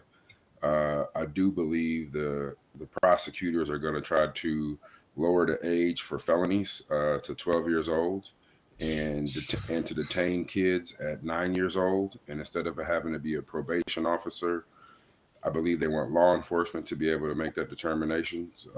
So we will probably be fighting those things for sure. Man. Man. And for me personally, just for my wife had cancer in last year, diagnosed, and I really don't talk about it publicly. But going through that process, I'm going to do a bill on prior authorizations for health insurance. Too many times when you go to the doctor, they say, "Hey, we want to get you X, Y, and Z," and then you got to wait on your insurance to approve it. And I just going through that and navigating that, it's like it's ridiculous that somebody's in between you and your doctor, telling you what you can and can't do. So I'm probably going to do a bill around that. But for the most part, we'll be playing defense again this year, because there's going to be some county attorneys who are going to push some, I think, some crazy things. That's wild, man. Man. Where do you get Man. wind of that kind of stuff? Where you find out about who's getting ready to put some crazy stuff out there like that? People start shopping around bills, trying to figure out how they can get the votes, and uh, then they try to, like, for me, they're like, "Hey, how bad would this piss you off this year if we do this or if we do that?" So that's kind of how I hear through the grapevine. I do want to report real quick that black elected officials did get together Oh, and okay. have a Mm. meeting. Okay. I know you guys have been pushing it. I'm not going to disclose a whole lot because we're trying to build some trust and some confidence in the room. I can say Hmm. it probably ain't there yet, but we did talk about each individual organization that's from NDEOPS, Douglas County, State, City, Learning Community. And there was some good conversations about Senator McKinney's bill around pre-K through second grade suspensions, and trying to find some solutions to help OPS and some other schools figure out how to do that. I think the implementation on that bill wasn't very well thought out, I guess is a better way of saying it. So we started having some initial conversation, and we found out there's some money out there available for North Omaha, and now we got to sit down and figure out how to put that together. Okay. Appreciate Right. appreciate the update on that for sure. And so overall, you would say a positive meeting then. I mean, it was the introduction. Everybody drink a little of the tea and just sit here, and I mean, at some point we're gonna have some tough conversations, because at some point we're gonna have to bring up how we on some different sides on some issues, and we're gonna have to figure out how to work through that. But I think if we stay solution oriented, we'll be fine. Beautiful. Glad Beautiful. to hear it. Yeah. Yeah. Yeah. Senator McKinney, what say you? Um, Next year I'm do something around affordable housing. Um, I don't know. I got a list of bills. I'm trying to figure out what I'm actually gonna introduce, mainly because we're going into a short session, and if all these crazy bills get introduced, I don't know if we're gonna have time to even give these bills the type of attention they need. So Mm. that's kind of something I'm thinking about too. Is do you introduce a bunch of bills next year if we end up in a long filibuster again? So I don't know. I mean, that affordable housing, we're going to do some changes to economic recovery. I'm looking at parole bill. I'll probably introduce it just to try to get some feedback that kind of changed the role of a parole officer from just being a supervisor to more of a mentor Hmm. in some type of way. Um, what else? I'm going to do a bill to say they need to demolish NSP when they build the new prison, and it's mainly to just have a real conversation about this new prison and NSP and how they don't want to tear it down. I don't know. I'm trying to think of what else. I got some other wild ideas I got to flush out, but Okay. Okay. Don't want to spill the beans too early. I yeah. definitely understand that, but I can't wait to uh, hear about those. Yeah. Whenever you're ready to break it and you are ready to announce, we're definitely here to help amplify that and also, get mobilized behind it. That's kind of the big thing. I know we asked y'all, um, what are the bills you're pushing? Kind of ask you the same question every week. But definitely looking forward, just waiting for you to be ready for us to mobilize and support. Really trying to put these things together. It's not we're learning as election season coming back around. It's all things. You can't just vote. You can't just rely on your senators to put through legislation. It kind of takes the whole thing to really get change going. So we It's appreciate it's appreciate you another doing one it. I've been working with Gladys Harrison on. It's a Mm. bill to get the state to opt into this SNAP restaurant program. Mm. Mm, Basically, what it would allow for restaurants to sell prepared meals to people on SNAP. nice. For whatever reason, our state, not surprisingly, has not opted into this program. Hmm. So, and I think it'd be good for businesses like hers, but also I think in Western Nebraska, I think it'd be great too to allow for people because they don't got a lot of grocery stores out there. They really just got convenience stores and things like that. And if we allow for restaurants to sell prepared meals, I think it'd be helpful for a lot of individuals. Okay. That reminds me of what Omaha Local was doing during the pandemic with teaming up with different restaurants to Yeah. deliver free food to people who needed it at the time. So yeah, I can the infrastructure's there for that. I can definitely see that happening. Yeah. Also reminds me of the summer EBT program that we were kind of talking about. Summer, yeah. Yeah. What is the prospect of that? I think the article reported that it was kind of up to the legislature to kind of decide, or a few committees to decide. Do you have any information on that? I mean, no, I don't have any information on it. I think Okay. the pushback is just the natural people just think people that use government services are, the all the typical stereotypical stuff that they talk Hmm. about people using Snap. Welfare queen. Yeah. So that'll probably be the pushback or is the pushback. Don't let me forget to We ask. have. Oh, go ahead. No, I'm sorry. Go ahead. I was just gonna say we have one of the most restrictive SNAP programs in the country. Mhm. So it is what it is. Don't let me forget to ask you guys about. I guess there's somebody that's the guy who runs DCYC is leaving. There's gonna be a change in leadership there. Wanted to jump into the chat, but I just wanted to put that out there so I don't forget to ask you guys about that if you know anything about it. I think I saw So it the in. guy from Lancaster County is leaving. Oh, DCYC doesn't have a current full time director. In fact, I think he's overseeing both of them, kind of interim. Mm. But the guy from Lancaster, it was reported today that he's leaving. Mm. But to Senator McKinney's point about NSP, I mean, people need to recognize there is a push right now to lower the age from 14 to 12 for felons, so you can charge a felony in adult court, um, and to start detaining kids as young as 9. And it's no coincidence that somehow we built a smaller juvenile jail, but yet we still got to keep both of them open because we arresting more kids. I mean, I don't think that's a coincidence. I can see a little bit of a strategy here.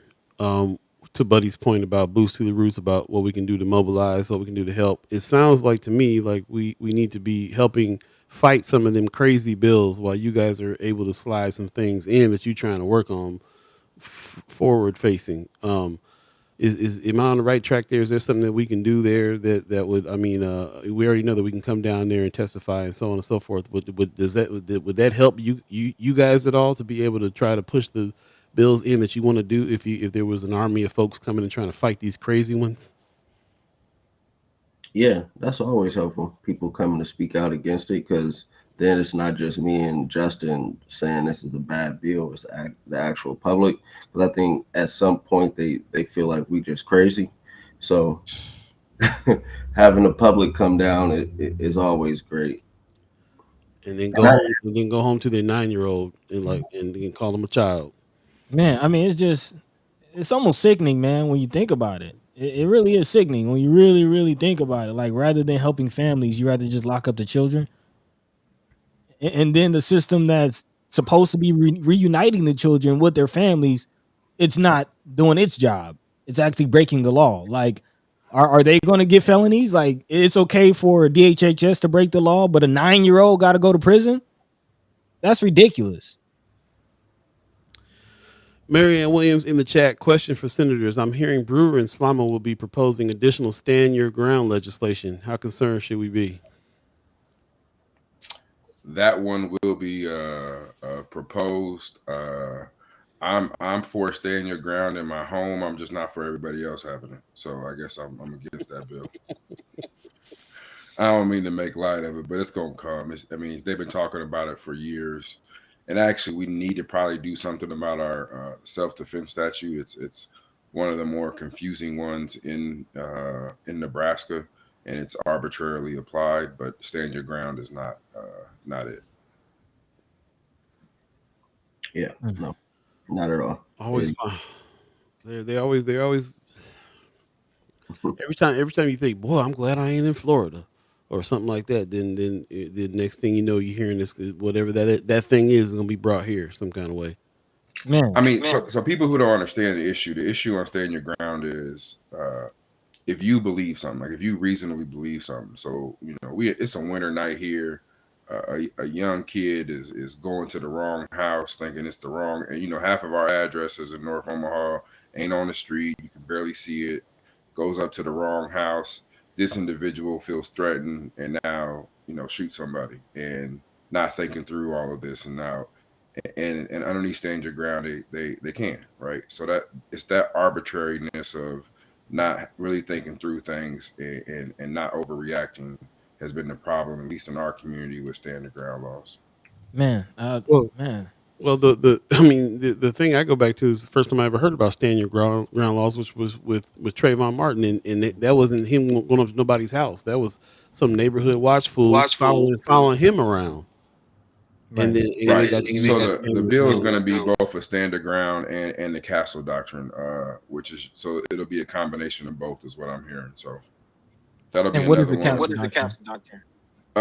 Basically, you don't have to retreat in your home. You can shoot and ask questions later. It is a broad, very broad, vague interpretation. So the castle doctrine is so right now you have kind of a duty, except it's vague in Nebraska whether you have a duty to retreat in your home, but typically, like if you in the let's say a simple example, if you in the parking driveway, there's an argument you have a duty to retreat to inside your home.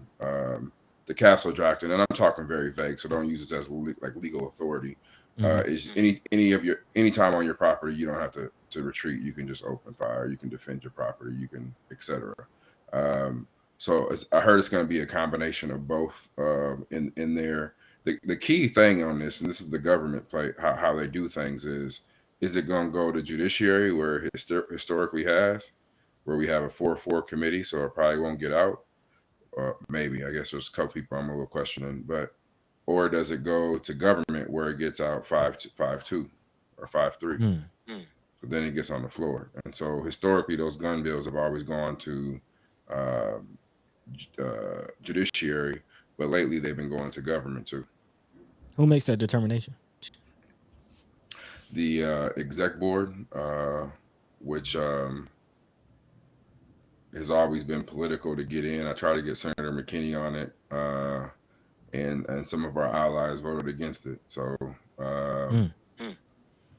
that's quite the sentence to say. Some of our allies voted against it. There you go. I'm seeing a new name in the chat. Margie Miller Jenkins. Good morning. Says, should there be more of a push to pull funding from police and move that to the community to eliminate the first point of contact for the incarceration process?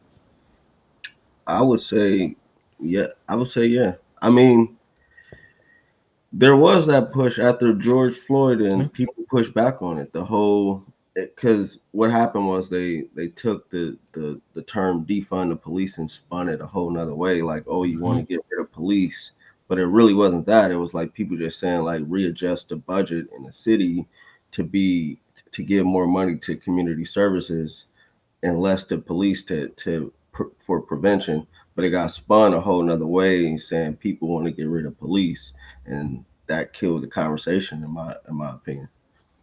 Yep. The conversation was definitely co-opted. I can definitely say nobody is asking for no police and just pure anarchy in the streets. I don't think anybody Some people wants are, that. but most people aren't. Yeah. Well, again, the overwhelming majority aren't. Right. We appreciate you, brothers. It's 8:30 right now. If you believe in the concept of time, we don't want to keep you here all day long, but definitely, man, you put some stuff on the plate here that's got us. I mean, if we're not paying attention to this, if we're not reading what's coming out as far as bills are concerned, legislation is concerned, I mean, this is why we have the brothers on. They're letting us know about some of the crazy bills. Get ready to put your suit on and go down and fight some of this stuff, man. I mean, like, can you imagine? 9-year-olds getting locked up and stuff like that. Like, 12-year-olds. I mean, it's already. I mean, even right now, the way that they are sometimes charge a young person as an adult, that happens to us. I feel like a lot more than it does anybody else, and Happened to it's me. already crazy with the prison. We just reported they got the child prison happening, but they went ahead and reneged on the idea of closing the other one down. Now we got two, and now Brother McKinney got to go in and fight that. So if this stuff don't get you upset and fire you up and get you organized to go down, and especially when we're figuring out the clear steps that we can do to try to help this situation out, get together, go down there, testify, go down and do it in person, do it by letters if you have to. Keep up on what kind of crazy bills are coming out here. Local politics affects our life, period, end. Yep. You can't just walk around letting people just decide to put in a law something that'll affect your 9-year-old kid. It doesn't make no sense to just let it happen. To just let things happen like that. I mean, if that's not the preschool to prison pipeline playing out in your face, I don't know what is. I really don't. Before we let you go, I just appreciate y'all and continue these conversations. And I guess what I'll tell y'all is there's so many layers to this, and that's what people have to understand is that now they got two jails, right? But nobody's talking about the what they call it, unsecured facility behind Walmart, which is called Radius, right? So that's actually a third facility, and nobody's talking about how they're running these facilities and how people in the community aren't involved and they don't know these kids. So you got rival gangs and rival sets and the same thing, and then they fight, right? And then they come back and say, now you detained longer because you got in a fight. Well, you literally housed me with the dude I was beefing with out on the streets. And so it's just a way to keep these kids cycled through, and they know these kids are going leaving the unsecured facility. Hell, it's a kind of a random. Oh, that was loud. It's kind of a random joke that they leave on a weekend and come back. Like we got to make sure we got not just the physical facilities, but we have to make sure the programming and all of that is done right. And at this point, from being on the school board and being a legislator, I think it comes down to a class action lawsuits on everything at this point. Just sue the whole system. I just don't have faith in the system. I did 7 years ago coming into this, watching what's going on with the Recovery Act and how the manipulations and the games are being played. At this point, I think we got to go back to the 60s and 70s and just start suing folks and taking them to federal court. Wow. Man. I guess kind of dropping the mic on that, bro. Yeah, I mean, yeah, we could keep going, but I guess we could end on that. I'm kind of curious what's going on with the DED, but maybe we can save that for next week. Yeah, unless you got anything to throw out there, any new news about? I don't have anything new or negative or anything like that. I'm just saying that things that we talked about before, things that were done in the committee, it's just an interesting process. And I've seen the executive branch, not necessarily DED, but just decide they ain't gonna follow the law. And the best example is we passed Medicaid expansion and the governor was just like, nah. And it took 3 to 4 years before it even rolled out, right? Like, so, where were the lawsuits? Where were the foundations? Where were the money people who are always talking about, we want to do it for the kids and we want to be there for the kids? Well, they're about to start going after 9-year-olds. And if you think two juveniles prisons are going to hold this, it's not. It's going to be 3 or 4 by the time we get done. So, like, don't just give us clothes and give us food and give us shelter. Like, how about you give us real freedom? Man, Word. On that note, we're gonna go ahead and wrap it up, man.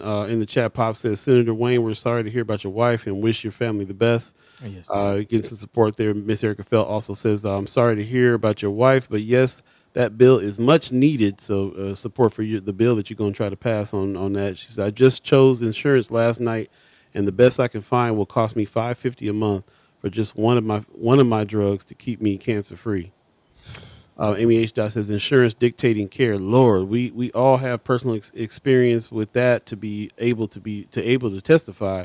Love and light for your wife and fam, Senator Wayne. So shout out to the chat chimers that's giving the love and we remember these things, man. These are some of the things when that bill goes. This is one that we can go support because you're right, Miss Amy. We all got personal experiences when it comes to this. This insurance industry is out of control. Yeah. A reminder: Mutual of Omaha just got sued for not rendering services and not, honoring people who need, are paying their premiums and still not getting the services that they need. So, yeah, man, Yeah. it's a racket. We can't thank y'all enough for coming on and keeping us abreast of what's going on here too, bro. As long as you guys keep doing it, we'll keep doing it, and we really appreciate y'all. No problem. Thank you. Yeah, Peace. yeah. Peace. We'll talk soon. All right, ladies and gentlemen. Whoo, man, heavy session with the fellas right there on that one. Man, no, that 9-year-old, 12-year-old bill kind of got me like actually kind of feeling sick. Yeah. Like again, I was 16. And out being a knucklehead, but that's just being a knucklehead, being a young knucklehead. Not a criminal, not a murderer. You know what I mean? But was just a knucklehead. And I was 16.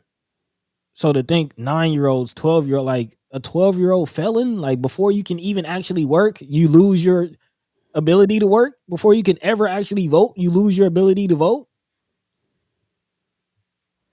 It's a slippery slope, y'all. If y'all don't see the writing on the wall, I don't know what to tell you. It's not even a slippery slope, bro. It's just the bottom of the hill.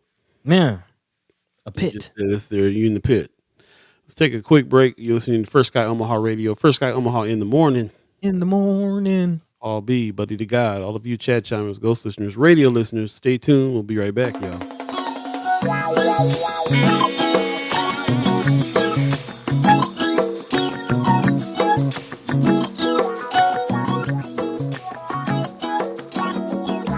Time to get my hustle on. Hustle till the break of dawn.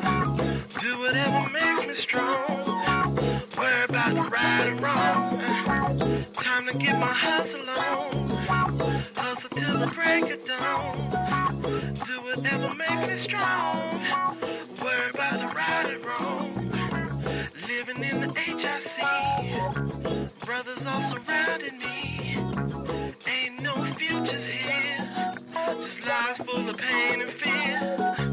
Time for a different stroke. I'm tired always being broke. Me and just about all my folks. Tired of being without hope. So it's time to get my hustle on. Hustle till the break of dawn. Do whatever makes me strong. Worry about the right and wrong. It's time to get my hustle on. Ooh-wee. Welcome back. Man. Check this out. Welcome back. Yeah, man. Okay. Is that comic? Yeah, just trying to, man. Yeah, you ever seen this? DC. Welcome back, comic book. You ever saw that? Nah. I was shocked when I seen it. I was like, I know the TV show. I didn't know they had a comic book. It's crazy. Anyway, That's dope. yeah, man. Just trying to, smell the coffee beans. A heavy one. Yeah, that's heavy. We'll definitely have to continue on that one, man. I might, we might need to link up with some people, man. Sherman, yeah. And yes. Thank you for putting that up there, Marianne. Tell the truth from the Yeah, sound. tell the truth. She says, I think we need to be honest about which 9-year-olds they're going after. Come on now. Call it what it is, bro. Even in our own minds, we certainly didn't see no little 9-year-old white kids in this situation. Nah. Sean McCarthy in the chat. Good morning. He says if the kid can't see a PG-13 movie, maybe not charge him as a felon. Just a thought. Just a thought. Listen, it's very interesting that we have elected officials, people who think that's okay. Like, to Well, what extent do what extent is it upon the parents to parent their child? I mean, at the very, I would rather than me. If your 9-year-old kid is doing something crazy, then maybe you as a parent need to go to jail, not the 9-year-old. I'm not sure. I mean, at what point? I mean, it just goes to show you how far away they thinking about people as people. Like what species do you think we are that the 9-year-old is autonomous? I mean, it doesn't take no extra thought to go. I got a 9-year-old. I know a 9-year-old kid. That obviously that can't. That's not. So again, My son turns 8 next month. again, It's sickening. Kind of glad I got him out of Nebraska. it's all over the country too, man. We gotta Yeah. watch. We gotta watch it everywhere in a real way. You know, I I'm nervous about doing anything down south, in which you actually are, where you actually are. Speaking of that, I do want to bring up a story, kind of a bill, just letting people know that this is an actual bill that's out there. I've looked into it. We talk about Nebraska being the Mississippi of the Midwest all the time. I was watching the David Banner interview that came out. If you're not familiar, David Banner, famous producer from Mississippi, waves a Mississippi flag, since turned activist, teacher, does a lot of things in the community. And he was in an interview and he kind of spoke about HB 1013 coming out of Mississippi. And this is just something, as we approach election season, we should all be aware of and look out for, because we know sometimes bills tend to spread. Senators and governors and people look at what's going on in other states and try to duplicate that in their state. If you're not familiar, HB House Bill 1013 basically states that if an individual misses 2 election cycles, they can lose their right to vote. Mm. And again, this is coming out of Mississippi. So again, if you don't vote one cycle and then another election cycle you don't vote, by the third cycle, according to this bill, you can lose your right to vote. And again, this is not just, yes, it's happening in Mississippi, but we always call Nebraska the Mississippi of the Midwest. Yeah, it'll have that if it passes there 5 years later, it'll pass. They'll be trying to put it up here. Man. So yeah, it's just And it reminds me of what Precious McKesson always says. That Precious McKesson always says if your vote didn't matter, then they wouldn't try so hard to suppress it. They always are trying to put a new law and a new thing on voting. Why? Why does it need that? Why does it need that law? man, which kind of reminds us also make sure that we're all aware and abreast on the new again license situation with voting. You got to have ID now that the law is passed here for that, which is something they passed 5 years ago elsewhere. There you go. Monaloo says stealing a bag of chips could only result in a call to the should only result in a call to the parents, right? Not a visit to. And somebody else said something too. Mr. Erica Felt, I believe it was, said something that was interesting about that. Where was that at? That was a good comment. Oh, here it is. Miss Erica Felt says they're okay with it because their children haven't interacted with police yet. Once one of their children acts out, they'll say the proposed law is inhumane. Yeah, and I was thinking they have it. They do interact with the police in a whole different way. They down at the gun club with the police. They shake hands with Officer Bob and go pet the dog, and they do a whole bunch of stuff with the police. They interact with the police all the time, just not in the same way that some of people in our community do.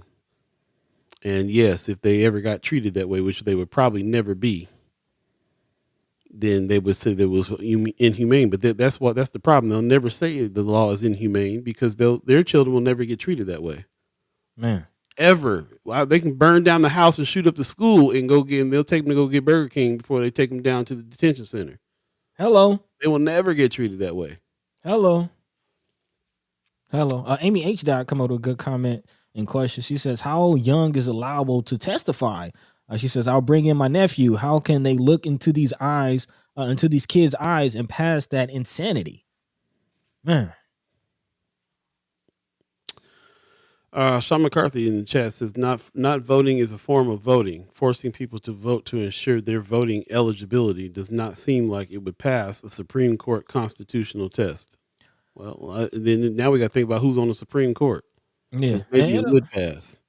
and it also goes back to what Senator Wayne was saying. Like I've been calling this, as far as the prison system, but it's seeming like it's kind of reaching out. Like, at what point do these kind of get into the territory of human rights violations? They're past that. Right. That's what they was marching for in the '60s.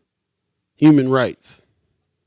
It's been past human rights violations. My thing is what Brother McKinney is saying, and I've heard Von Chapman in the chat say it before too. Legislation. If you guys don't know how important the ACLU is, You mean litigation? I'm sorry, I said legislation, didn't I? Yeah. Litigation. Yes, Man. You might have to sue. Not might have to. Several class action lawsuits, like Senator Wayne said, needs to happen. Man, Marion Williams says these laws make cops in schools even more dangerous to kids. Man. So we got to think about that. Cops in schools.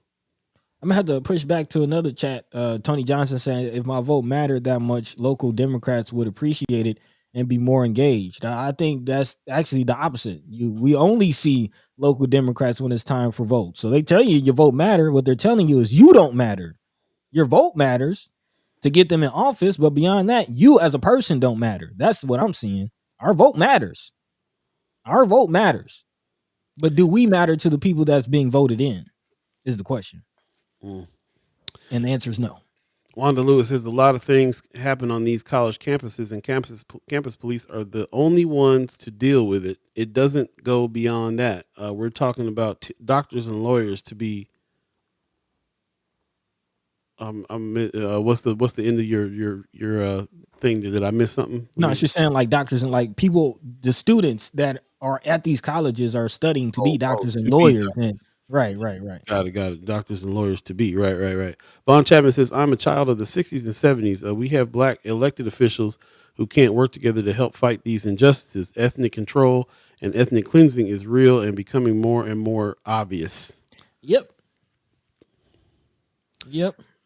Definitely see it. When we talk about solutions to any of these things, of course, we can give several positive examples in the past of how litigation worked, getting people out of seats and getting the right people into seats worked. But we also see that it's a constant battle all the time. It forever is a forever constant battle. Everybody that I ever seen, except for Ernie Chambers, the only person I ever talked to that wasn't fully burnt out on the whole process after being in it for several years, and that's because he's just a born and die fighter. Yeah, it's the push-ups. Yeah, you're gonna fight till you're gone. Just never gonna stop. Never gonna stop fighting. It's real easy to be like, man, I'm tired of fighting. It's real easy to be, man. Nothing's ever gonna change, bro. Like, you know what I'm saying? Like, look what we just had a senator on that was. You can imagine Brother Wayne coming in bright eyed 7 years ago, and now is like, from what I've seen, sue the whole system. I don't have faith in a whole lot of pieces of that, and I think litigation is the key for all of this. Man.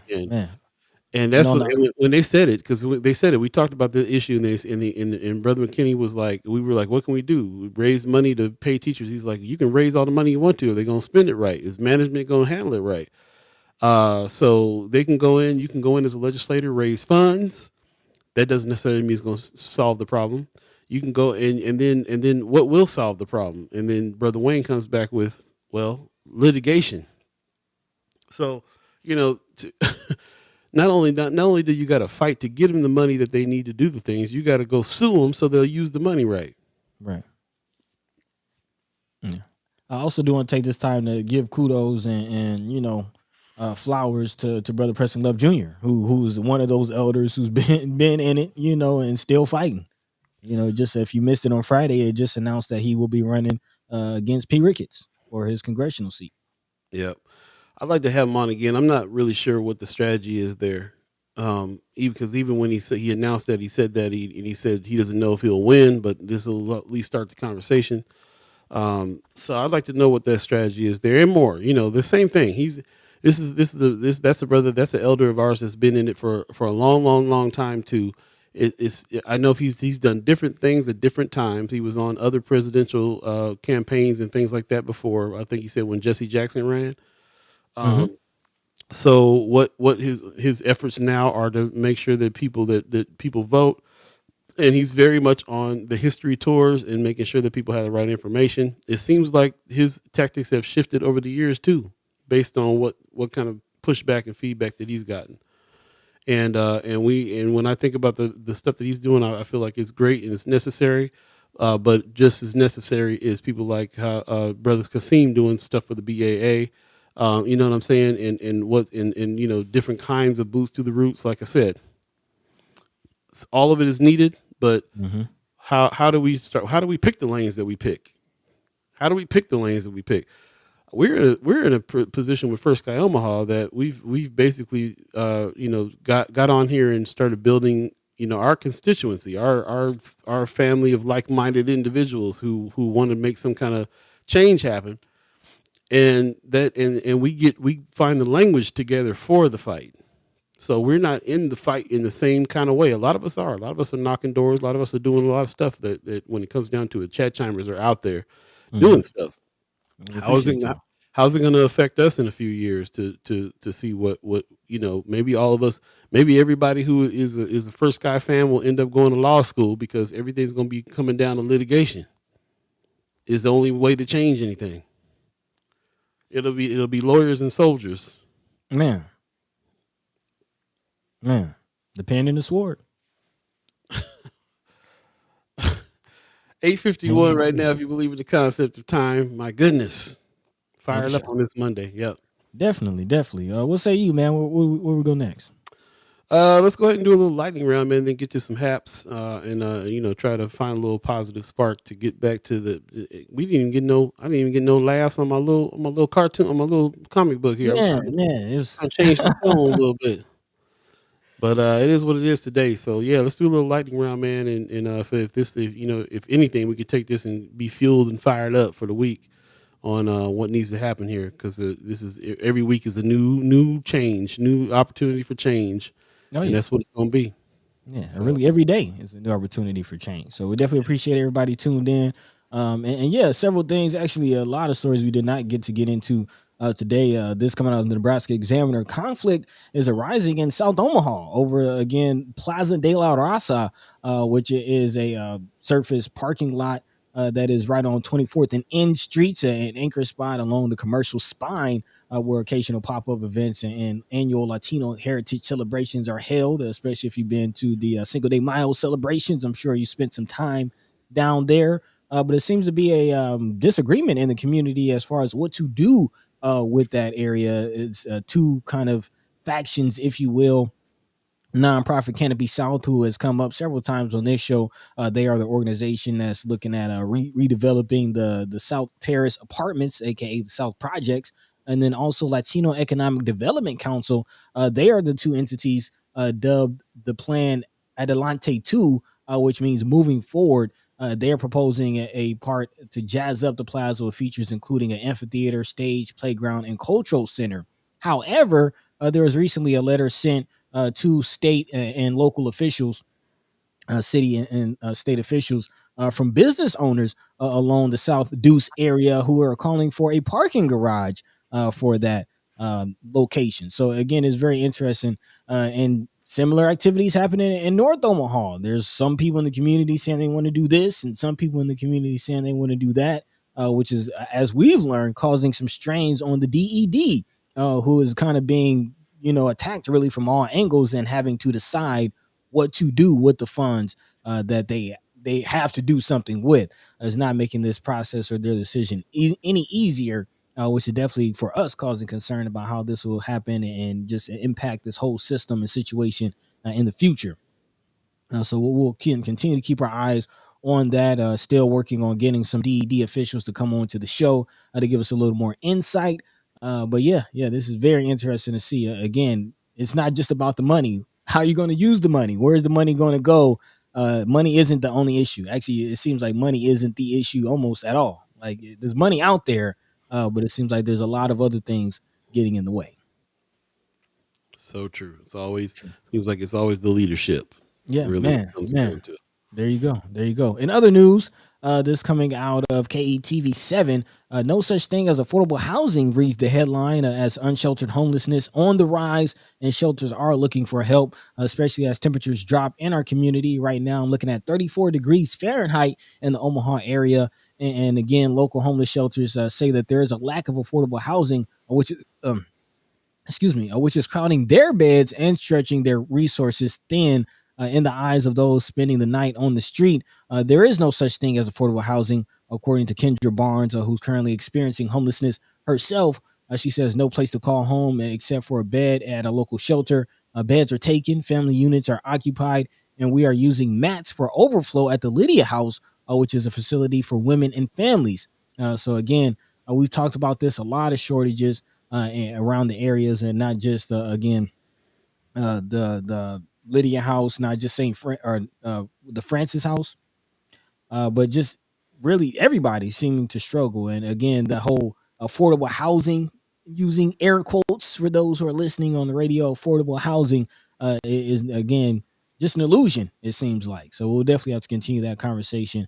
And if anybody has any resources or anything that can help our houseless brothers and sisters, please definitely send that forward. It's very interesting, when you think about churches and many other organizations, and can't help but the question: what are they doing? What are they doing? Yep. Good question, man. Yeah. Moving forward in other news, again, we had Brother Rasta on Friday. Not sure if anybody was able to make that documentary showing that they had at the Malcolm X Memorial Foundation on Sunday.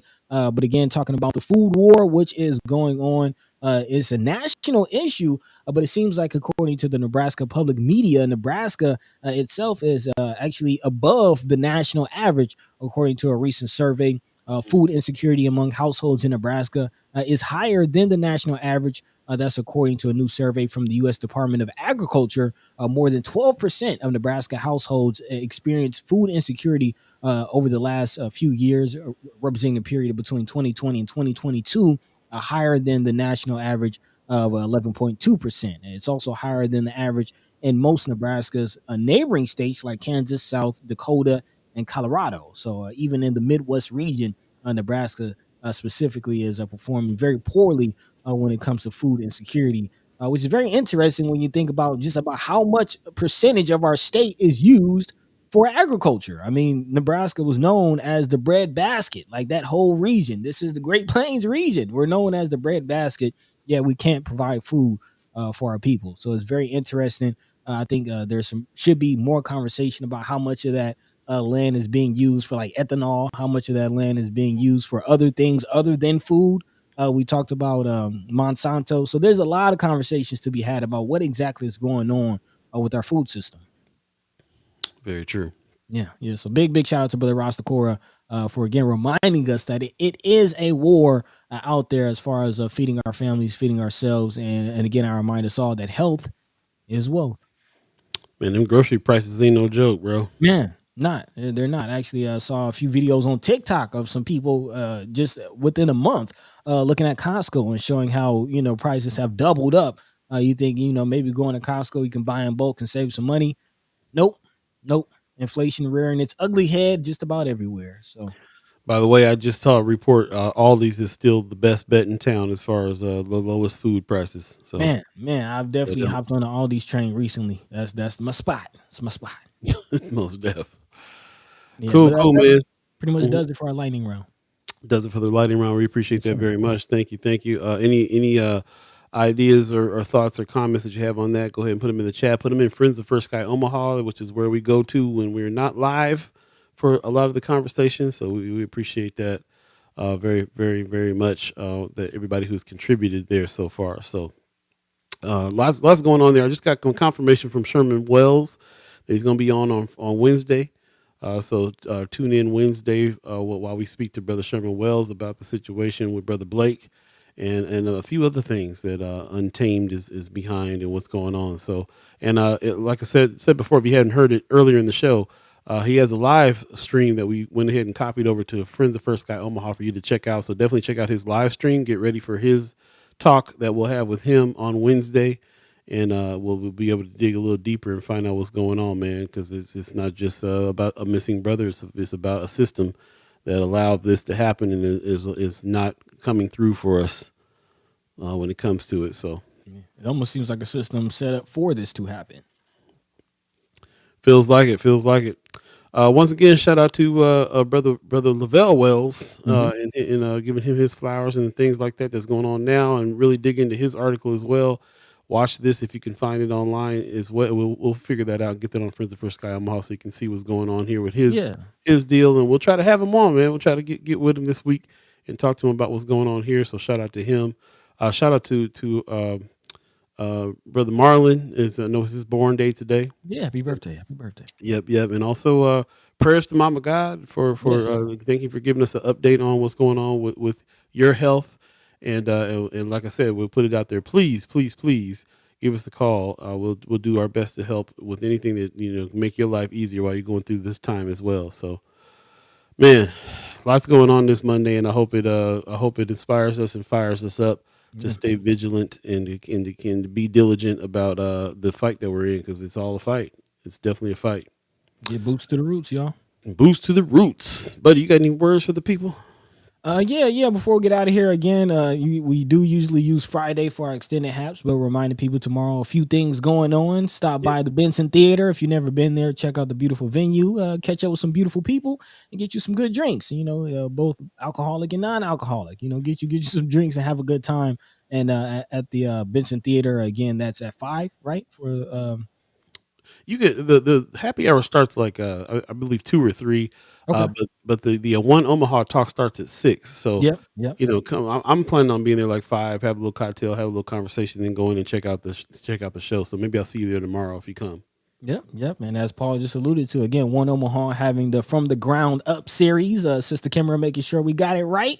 Talking about, again, housing. We're just talking about what's going on with our houseless brothers and sisters, but still a lot of people kind of on the verge of going homeless. Again, it's a very, very dire situation with housing in our community. So please come out, join that conversation with One Omaha From the Ground Up series, having a few keynote speakers coming through and dropping some knowledge on you.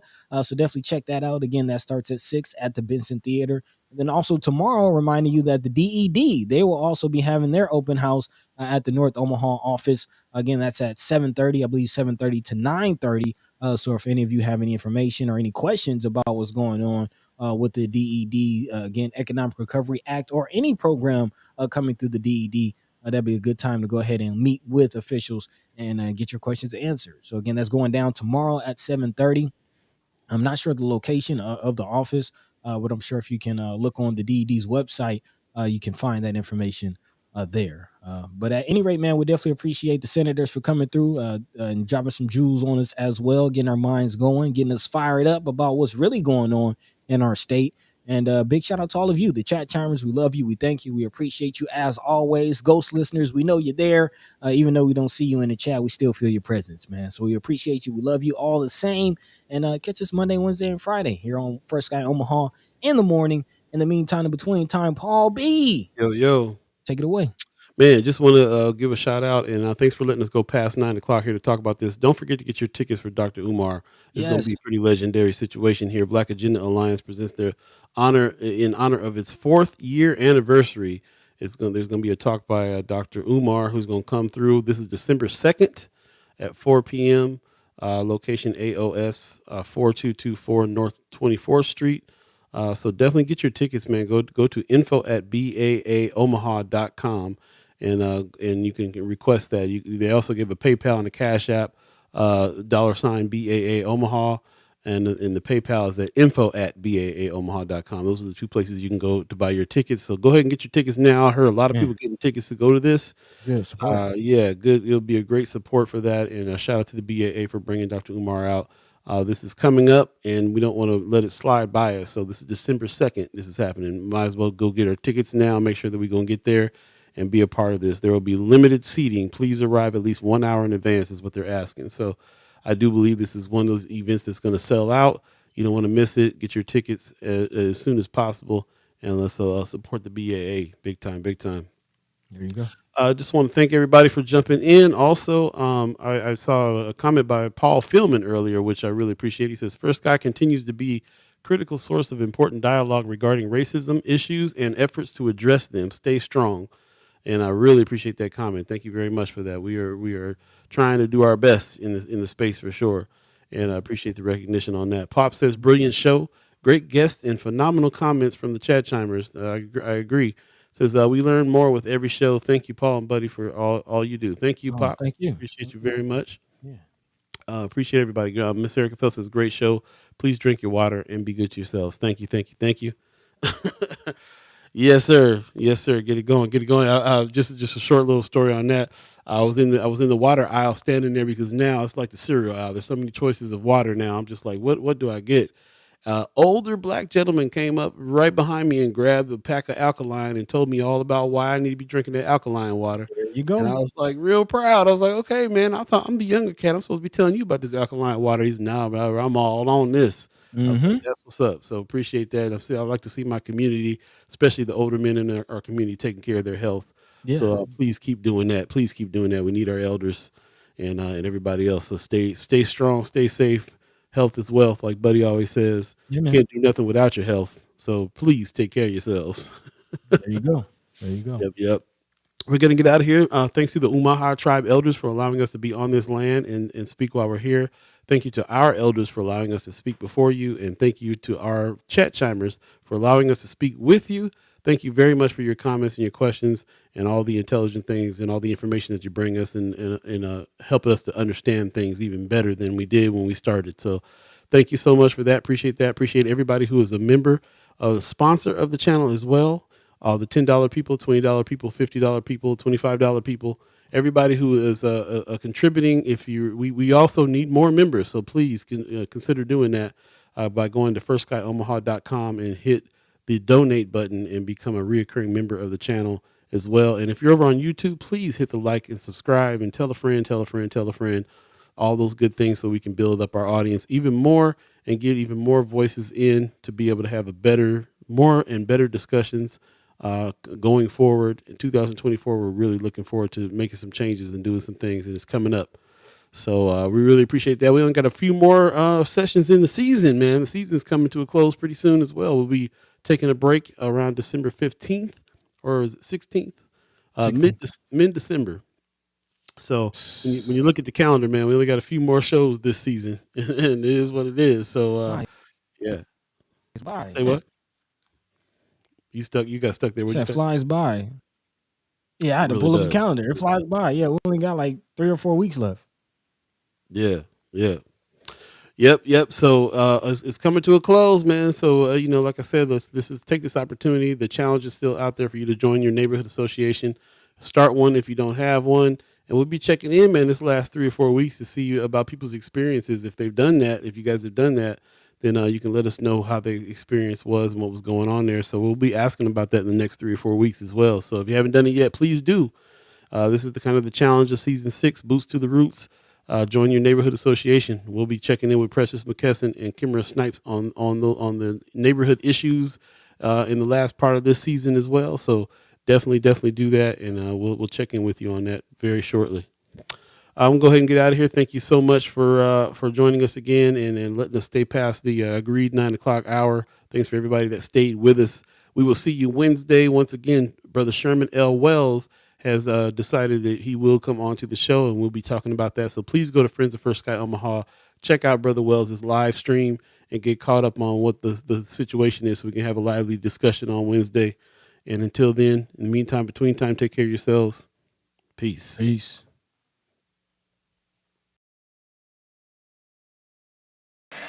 By the way, Vanglorious. This is protected by the red, the black, and the green.